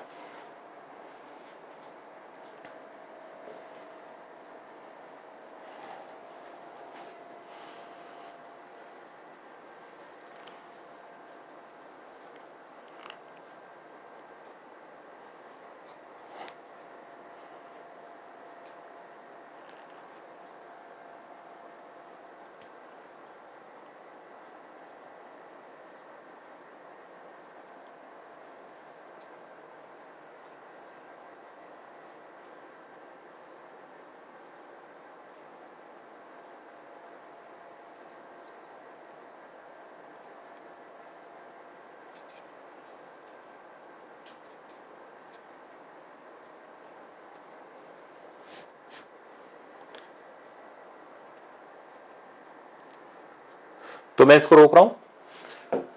देखो ये कह रहा है इस, अच्छा सिल्वरिंग की क्या खासियत होती है, हमेशा सिल्वरिंग में पहले आपको लेंस की फोकल लेंथ दी जाएगी, मतलब नॉन सिल्वर्ड लेंस की फोकल लेंथ दी जाएगी, ताकि आर और म्यू में से कुछ एक चीज निकाल लो। फिर सिल्वरिंग करके उसका एफएम निकालना पड़ेगा, फिर हमें ऑब्जेक्ट और इमेज डिस्टेंस पे काम करना है। तो 3 स्टेप का प्रोसेस होता है, इसलिए जनरली 1 से 1.5 मिनट का टाइम लगता है कैलकुलेशन करते करते।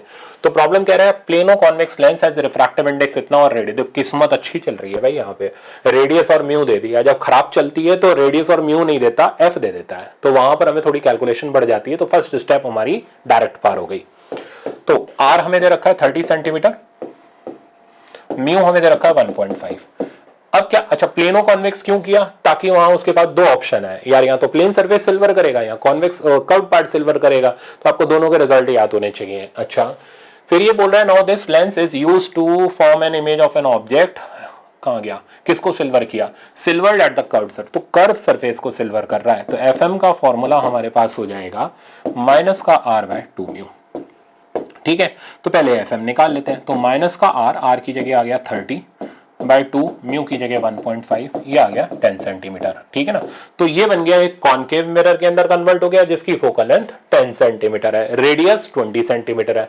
अब क्या करना है, At what distance from this lens an object is placed in order to have real image of the same size of object? तो ऑब्जेक्ट और इमेज का साइज सेम हो तो यार ये तो बेवकूफ बनाने वाली बात है, ऑब्जेक्ट इमेज का साइज सेम कहाँ होता है? सेंटर ऑफ कर्वेचर पर। तो डिस्टेंस हो गया ऑब्जेक्ट का 2 के बराबर यानी 20 सेंटीमीटर के बराबर। तो कुछ नहीं करना पड़ा, ये सवाल 1.5 मिनट का सवाल तो नहीं, इसको हम 45 सेकंड के अंदर कन्वर्ट कर सकते हैं। बट इन जनरल जब इस प्रॉब्लम की लेंथ देखी जाती है तो 1 से 1.5 मिनट का टाइम लगता है, ठीक है ना। तो आंसर होना चाहिए 20, option A correct. Next attempt करो, ग्राफ का प्रॉब्लम है, डरना नहीं है, ठीक है ना। आपको 45 सेकंड दिए मैंने। ये सेम ग्राफ का प्रॉब्लम आईआईटी के अंदर भी आ चुका है, इसलिए मैंने इसको यहां पे रखा है। पहले अपने हिसाब से बनाना, फिर एग्जामिनर के हिसाब से कंपेयर करना। 1 मिनट तक ले सकते हो आप इसमें।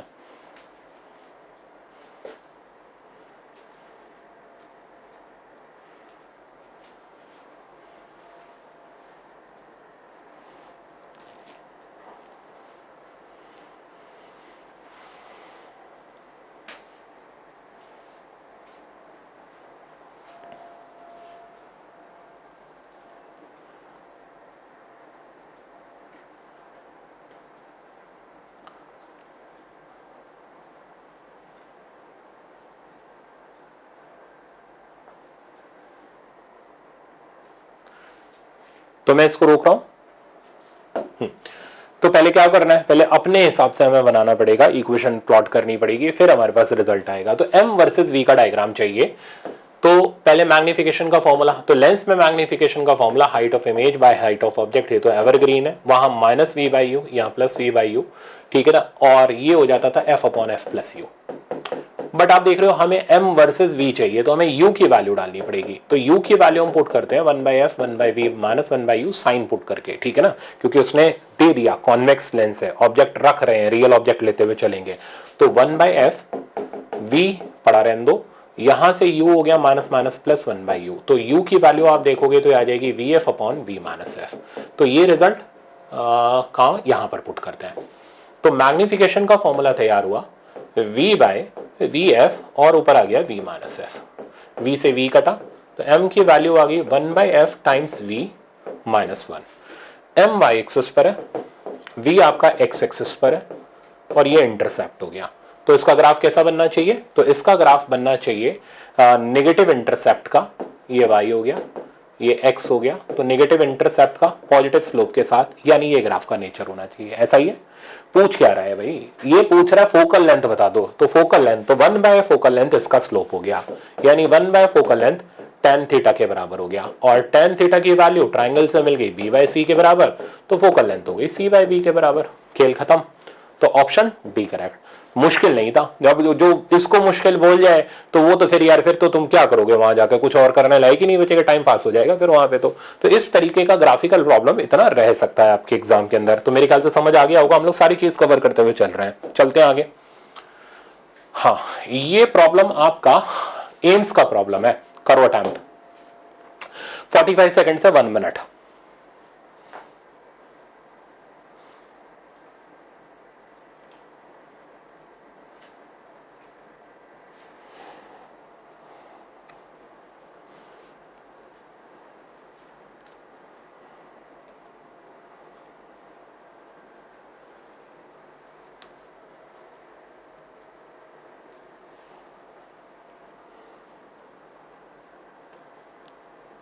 अच्छा प्रॉब्लम है ये, ठीक है ना। तो इसमें अगर नहीं आए तो डरना मत, बट सीख जरूर लेना इसको।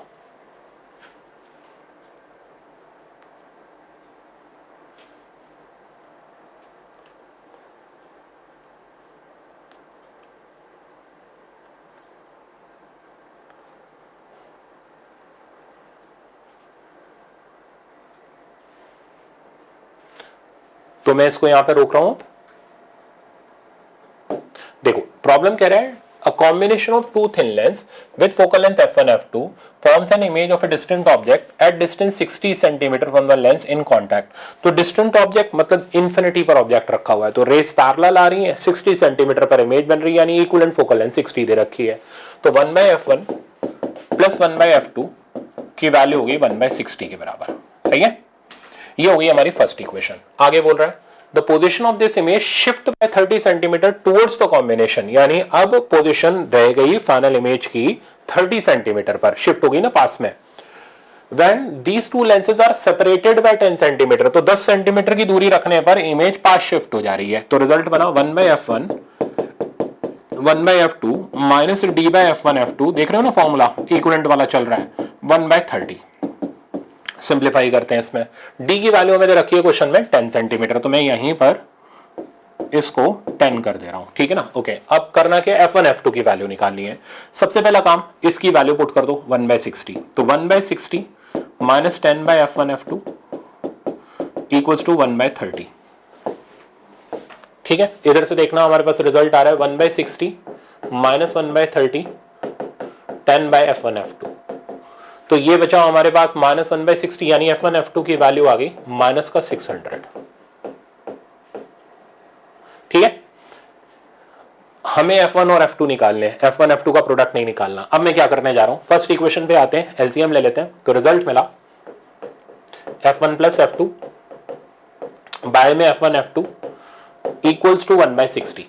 f1 f2 आपको पता है माइनस 600 इधर पहुंचाओ तो f1 प्लस f2 का वैल्यू हमें मिल गया, माइनस 600 इधर गया तो माइनस 10 मिल गया। अब देखो, दो इक्वेशन आपके पास तैयार हो गई, एक ये एक ये। अब अगर आप यहां पर बेवकूफों की तरह चले तो आपको 1-1.5 मिनट और खप जाएगा। बेवकूफों की तरह कैसे चलते हैं, f2 की वैल्यू निकाल, बिना दिमाग लगाए, ठीक है ना, f2 की वैल्यू निकाली, यहां पुट कर क्वाड्रेटिक बनाई, सॉल्व करें, जरूरत नहीं है। अगर आप स्मार्टली चले तो आपका आंसर अगले 5 सेकंड के अंदर आपके पास होगा। हमें ऐसा f1 f2 चाहिए जिसका सम -10 हो और प्रोडक्ट -600 हो। 4 ऑप्शन है, चेक कर लो, सम और डिफरेंस, सम और प्रोडक्ट। क्या इसका सम -10 के बराबर है, नहीं है, रिजेक्ट करो। क्या इसका सम -10 के बराबर है, क्या इसका सम -10 के बराबर है, नहीं है। क्या इसका सम -10 के बराबर है, नहीं है। लो, एक ही ऑप्शन है, मैंने कहा ना अगले 5 सेकंड में आपके हाथ में आंसर। तो f1 f2 का सम -10 के, अभी अगर एक और ऐसा होता है जो इसमें -10 होता तो क्या करते, प्रोडक्ट चेक करेंगे। f1 f2 का प्रोडक्ट -600, इसमें -600 मिल रहा है, अब तो गारंटी हो गई यही ऑप्शन है। तो हमें बेवकूफ नहीं बनना, हमें सिर्फ और सिर्फ क्वाड्रेटिक सॉल्व भी नहीं करनी, हमें इस तरीके से वेरीफाई करना है। जो मैं ये मेथड दे रहा हूं, ये सेम चीज यूज होती है इलेक्ट्रोस्टैटिक में भी, कूलम्स लॉ के अंदर भी, जब रीडिस्ट्रीब्यूशन ऑफ चार्ज होता है ना, वहां पर भी इसी तरीके से क्वाड्रेटिक से बचने का यही रास्ता होता है। चलते हैं आगे। अब आता है हमारे पास ऑप्टिकल इंस्ट्रूमेंट। तो पहले एक बार इसके फॉर्मूले हम लोग सारे के सारे रिवाइज कर लेते हैं, फिर इसके प्रॉब्लम देखते हैं। जैसे मैंने बताया था, सिंपल माइक्रोस्कोप सबसे इंपॉर्टेंट होता है, तो जनरल मैग्नीफाइंग पावर का इसका फॉर्मूला dy/u होता है। u पर स्टार है, आपको इसकी मिनिमम वैल्यू और मैक्सिमम वैल्यू पता होनी चाहिए। मिनिमम वैल्यू ये पूरे ऑप्टिकल इंस्ट्रूमेंट में फिक्स रहती है, ठीक है ना। तो जो भी फाइनल मैग्निफिकेशन होता है उसमें u minimum u maximum fix रहता है। u मिनिमम हो गया df/d+f और u मैक्सिमम की वैल्यू हो गई हमारे पास f। तो जब ऑब्जेक्ट डिस्टेंस मिनिमम होगा तो मैग्नीफाइंग पावर मैक्सिमम मिलेगी, और जब मैक्सिमम होगा तो मिनिमम मिलेगी। जब u मिनिमम होता है तो ऐसे सिचुएशन में v जो बनता है वो बनता है लीस्ट डिस्टेंस पर, और इसको बोलते हैं आई अंडर स्ट्रेन, ठीक है ना। और इसमें मैग्नीफाइंग पावर जो आती है वो मैक्सिमम आती है, और इसका रिजल्ट आप चेक करोगे तो मिल जाएगा 1 + d/f। इस साइड में यहाँ मैंने फॉर्मूला दिया हुआ है इसका 1 + d/f, ठीक है ना। यहां पर आप चेक करोगे तो जब ऑब्जेक्ट डिस्टेंस v पर f पर होगा तो फाइनल इमेज आपकी इन्फिनिटी पर बनेगी, मैग्नीफाइंग पावर इसमें मिनिमम रहेगी, और इसका फॉर्मूला रहेगा d/f। बस यही मेन बेसिस होता है पूरे ऑप्टिकल इंस्ट्रूमेंट का। अब दूसरे नंबर पे जो कंपाउंड माइक्रोस्कोप आता है, तो कंपाउंड माइक्रोस्कोप में ये हो गया हमारा सिंपल माइक्रोस्कोप। कंपाउंड माइक्रोस्कोप में मैग्नीफाइंग पावर MO × ME, ठीक है ना। आईपीस बिल्कुल हमारा ये सिंपल माइक्रोस्कोप की तरह काम करता है, सही सुना आपने, सिंपल माइक्रोस्कोप की तरह। MO हो गया VO/U और ME की जगह हमारे पास आ गया d/u। बस u के हम मिनिमम और मैक्सिमम वाले वैल्यू डाल देंगे तो हमारे पास ये दोनों रिजल्ट जो है आप देख रहे हो मैग्नीफाइंग पावर के रेडी हो जाएंगे। तो एक 1 + d/f और एक d/f, same as it is. इस साइन की हमें जरूरत नहीं पड़ेगी क्योंकि हम मैग्नीट्यूड लेकर के काम चलाने वाले हैं। लेंथ ऑफ माइक्रोस्कोप ट्यूब का जनरल फॉर्मूला VO + UE होता है, ठीक है ना। एक नया फॉर्मूला मैं आपको दूंगा बट वो अभी नहीं दे रहा, नहीं तो फिर आप रट्टे मारने शुरू कर दो। वो प्रॉब्लम आपको आगे सिखाऊंगा एक, तो उसके अंदर एक नया फॉर्मूला मैन्युफैक्चर करके मैं दूंगा। वो चीज जो है एक स्पेशल रिजल्ट है जो आपको जरूर काम में आएगा। चलो, टेलीस्कोप दुनिया की सबसे आसान चीज है। टेलीस्कोप का जनरल मैग्निफिकेशन का फॉर्मूला FO/UE। UE पर स्टार, इसकी अगेन वही मिनिमम वैल्यू और मैक्सिमम वैल्यू। तो अगर हम मान करके चलें कि फाइनल इमेज लीस्ट डिस्टेंस पर बन रही है तो यूई का जो वैल्यू होगा वो मिनिमम होगा। पुट करने पर हमारे पास फॉर्मूला आ जाता है F O by F E 1 plus F E by D. अच्छा, लेंथ ऑफ टेलीस्कोप ट्यूब का formula V O plus U ही नहीं होता, क्योंकि पहली जो इमेज बनती है फोकस ऑफ ऑब्जेक्टिव पर बनती है, तो एफ ओ प्लस यू ही होता है। जब फाइनल इमेज इंफिनिटी पर बने तो यू ई मैक्सिमम होगा, एफ ई के बराबर होगा, और मैग्नीफाइंग पावर का formula F O by F E हो जाएगा। तो ये हो गया हमारे सिंपल से फॉर्मूले, मेन वही एप्लीकेशन पार्ट है, वो अभी देख लेंगे हम लोग। इसके बाद लिमिट ऑफ रेजोल्यूशन आती है या रिजॉल्विंग पावर आती है। तो लिमिट ऑफ रेजोल्यूशन का इनवर्स रिजॉल्विंग पावर होती है। टेलीस्कोप और माइक्रोस्कोप, तो ये माइक्रोस्कोप के लिए, टेलीस्कोप के लिए, इसका formula 1.22 lambda by 2 mu sine theta. इस 2 म्यू साइन थीटा को हम बोलते हैं न्यूमेरिकल अपर्चर, ठीक है ना। तो कई बार 2 म्यू साइन थीटा नहीं दे रखा होता न्यूमेरिकल में, उसकी जगह न्यूमेरिकल अपर्चर दे रखा होता है। ये जो लिमिट ऑफ रेजोल्यूशन है ये लैम्डा के ऊपर डिपेंड करती है। जितना लैम्डा ज्यादा होगा लिमिट ऑफ रेजोल्यूशन उतना ज्यादा रहेगा और रिजॉल्विंग पावर उतना ऑप्टिकल इंस्ट्रूमेंट का कम हो जाएगा। सिमिलरली टेलीस्कोप में देखोगे तो 1.22 लैम्डा बाय ए, जहां ए हो जाता है aperture diameter of objective, objective का अपर्चर डायमीटर, और इनवर्स ऑफ रिजॉल्विंग पावर, ठीक है ना। तो ये बेसिक फॉर्मूले हो गए। अब इनके ऊपर बेस्ड हम लोग एक बार प्रॉब्लम देख लेते हैं। तो पहले मैंने आपके लिए कुछ थ्योरी के प्रॉब्लम रखे हुए हैं, क्योंकि थ्योरेटिकल प्रॉब्लम भी इस सेक्शन से जनरली आए हैं। तो पहला प्रॉब्लम करने के लिए आपको सिर्फ 30 सेकंड का टाइम मैं दे रहा हूं, स्टार्ट करो।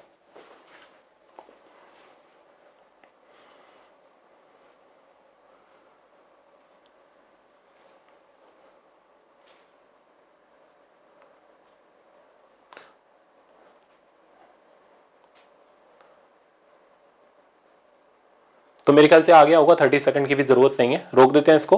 तो resolving power of a microscope, तो अभी जस्ट आपने फॉर्मूला देखा, limit of resolution 1.22 lambda by 2 mu sine theta, inverse of resolving power. तो रिजॉल्विंग पावर वेवलेंथ पे डिपेंड करती है, फोकल लेंथ वगैरह पे डिपेंड नहीं करती। तो ऑप्शन डी करेक्ट है। दूसरा प्रॉब्लम जो आप देख रहे हो ये भी रिजॉल्विंग पावर का है, टेलीस्कोप का है, 20 सेकंड से 30 सेकंड का टाइम है सिर्फ।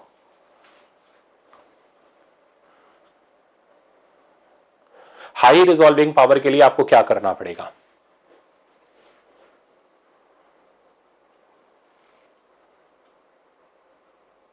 तो मेरे ख्याल से आ गया होगा।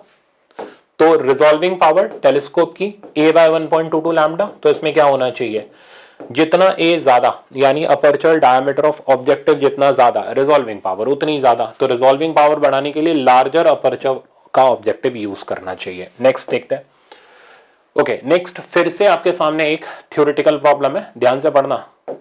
मैग्नीफाइंग पावर, रिजॉल्विंग पावर नहीं है, मैग्नीफाइंग पावर है, कंफ्यूज मत होना, m की बात चल रही है।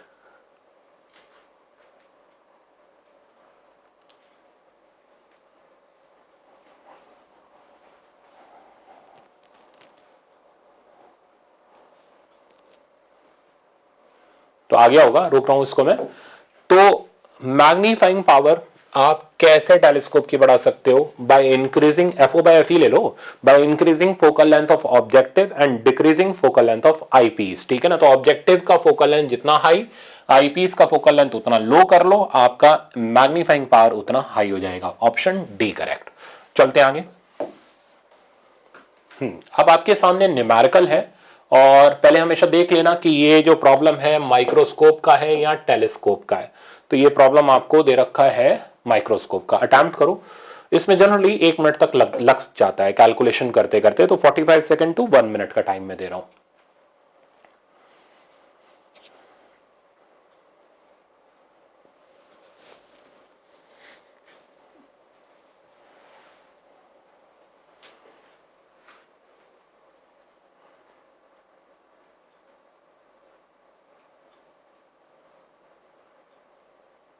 बल्कि इसके अंदर मैं आपको एक स्पेशल फॉर्मूला भी बना के दूंगा, ठीक है ना। तो अगर इस तरीके का आ जाए आप उसको यूज करना, जो मैं पहले बोल रहा था आपको बताऊंगा।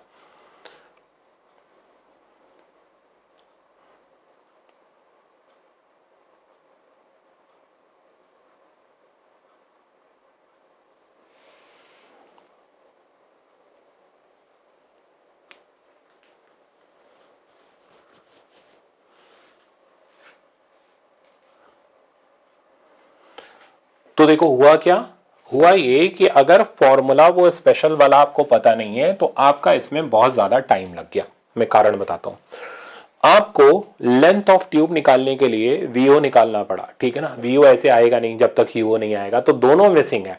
तो माइक्रोस्कोप नोट में लिख लेना आपने का वो प्रॉब्लम जिसमें वीओ भी मिसिंग हो, यूओ भी मिसिंग हो और लेंथ ऑफ ट्यूब निकालनी हो, उस जगह आप मेरा ये डायरेक्ट रिजल्ट यूज करना। देखो क्या रिजल्ट है।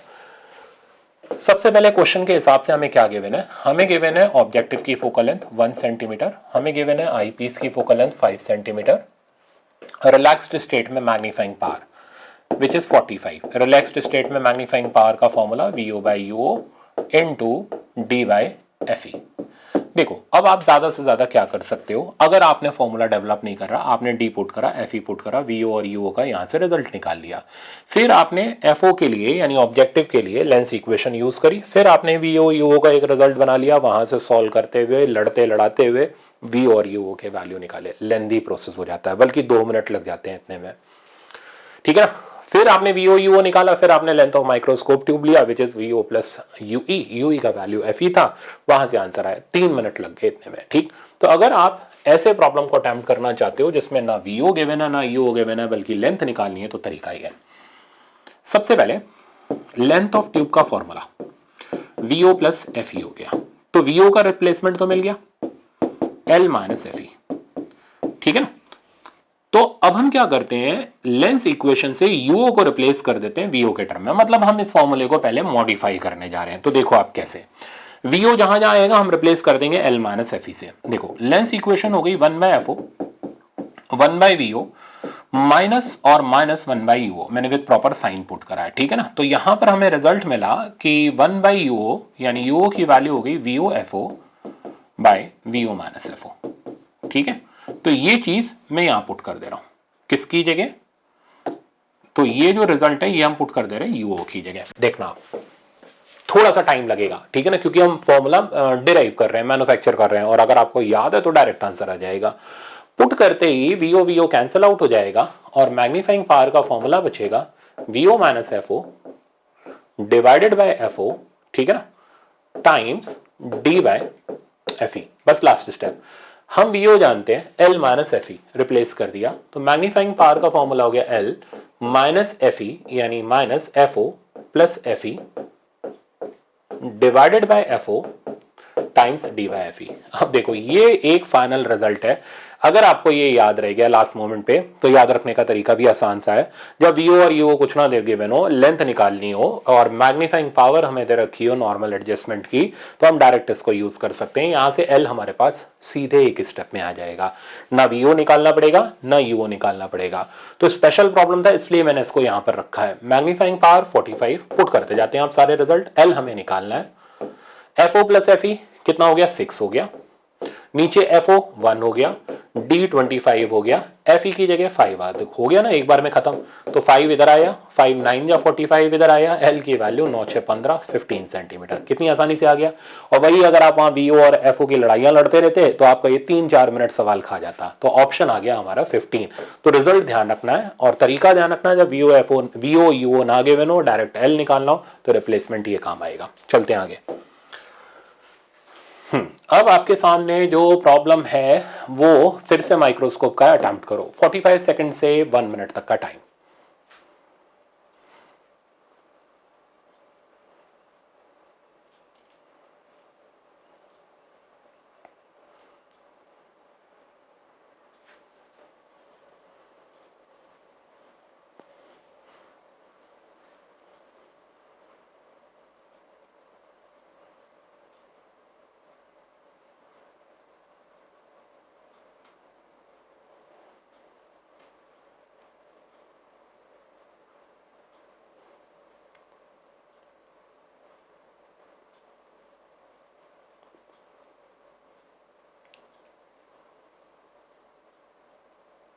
तो मैं रोक दूं अब इसको। देखो हमें क्या क्या दे रखा है क्वेश्चन में, फोकल लेंथ ऑफ ऑब्जेक्टिव, तो एफ ओ दे रखा है 1.2 सेंटीमीटर, एफ ई दे रखा है 3 सेंटीमीटर, ठीक है। ऑब्जेक्ट इज पुट एट इतना centimetre from objective lens, UO की वैल्यू दे रखी है 1.25 centimetre, and we have to find out magnifying power in normal adjustment, जिसका फॉर्मूला हो गया VO by UO times D by F E. अब जरा सोचो, यूओ पता है, दैट मीन्स इसमें पंगा सिर्फ वीओ का है, तो हम इक्वेशन से लेंस इक्वेशन से वीओ को पहले रिप्लेस कर लेते हैं। 1 by VO minus minus plus, मैंने साइन पुट कर दिया यहाँ पे, तो वीओ की वैल्यू आ गई यूओ एफओ बाई यूओ माइनस एफओ, ठीक है ना, जिसको यहाँ पर पुट करते ही वीओ की जगह, तो ये रिप्लेसमेंट्स आपको करने पड़ते हैं, इसलिए माइक्रोस्कोप में जनरली टाइम थोड़ा सा लग जाता है कैलकुलेशन में। इसको यहाँ पुट करते ही मैग्नीफाइंग पावर का फॉर्मूला बना एफओ अपॉन अपॉन यूओ तो कट गया, यूओ minus FO times D by F E. अब बस पुट कर देते हैं, तो एफओ की जगह हमारे पास आ गया 1.2, यूओ माइनस एफओ 1.25 माइनस 1.2 तो 0.05,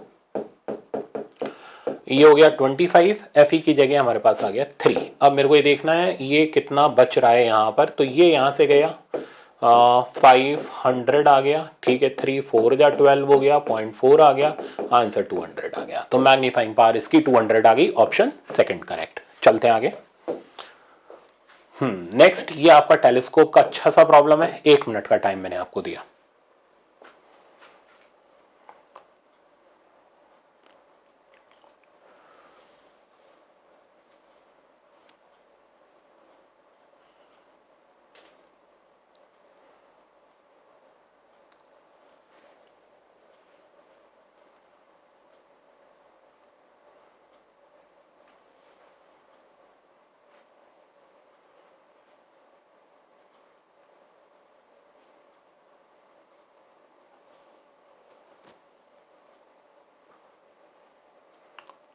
इतना ज्यादा लेंदी नहीं है, आप इसको कर सकते हो फटाफट से।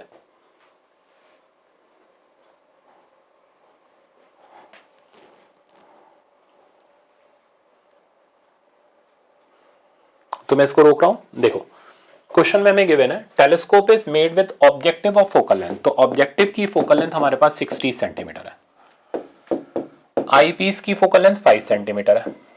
It is focused upon distant object, infinity वाले ऑब्जेक्ट के लिए यानी एस्ट्रोनॉमिकल टेलीस्कोप है। अच्छा, फाइनल इमेज भी इन्फिनिटी पर बन रही है, तो मैग्नीफाइंग पावर का formula F O by F E हो गया। करना क्या है पहले वो देख लूं। Object subtends an angle of 2 degree on objective, angular width of image. अब देखो ये थोड़ा सा पंगे वाला काम है, इसके लिए आपको थोड़ा सा बेसिक डेफिनेशन पता होनी चाहिए। मैग्नीफाइंग पावर रेशियो होती है बीटा बाय अल्फा का, बीटा होता है angle subtended bye image, alpha होता है एंगल सबटेंडेड बाय ऑब्जेक्ट, ठीक है ना। तो अगर ये नहीं पता तो भूल गए कि ये चीज क्या थी, तो फिर यार आपके लिए ये प्रॉब्लम थोड़ा सा भारी हो जाएगा, बट जनरली ये डेफिनेशन के ऊपर बेस्ड प्रॉब्लम है, इसलिए मैंने इसको रखा है। एफ और एफ ई के वैल्यू डाल देते हैं, ये हो गया 60/5 equals to beta by alpha, alpha की जगह आ गया 2 डिग्री, तो मेरे ख्याल से ये आ गया 24 डिग्री। तो अब आप चेक कर लो, ऑप्शन इसका बी करेक्ट हो गया।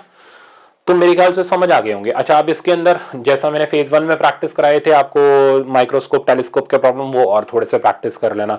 तो ये पूरा का पूरा अब हमारा ऑप्टिक्स का सेक्शन यहाँ कंप्लीट हुआ। इंपॉर्टेंट प्रॉब्लम टेस्ट सीरीज के मैं आपको टिक करके दे दूंगा, ठीक है ना, वो आपको नोट्स के अंदर मिल जाएंगे। बस अब आप मन लगा करके एक बार प्रैक्टिस शीट, ठीक है ना, अच्छे से प्रैक्टिस कर लेना। भले उसमें अगर कम प्रॉब्लम भी प्रैक्टिस होना तो एक बार जरूर उसका सोल्यूशन देख करके कंप्लीट कर लेना, फिर जब संडे को रिवाइज करो तो उसको टाइमर के साथ रिवाइज कर लेना, जैसा मैंने आपको स्ट्रैटेजी वीडियो में बताया था।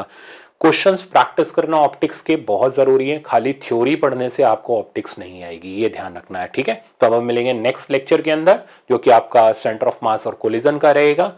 Thank you so much.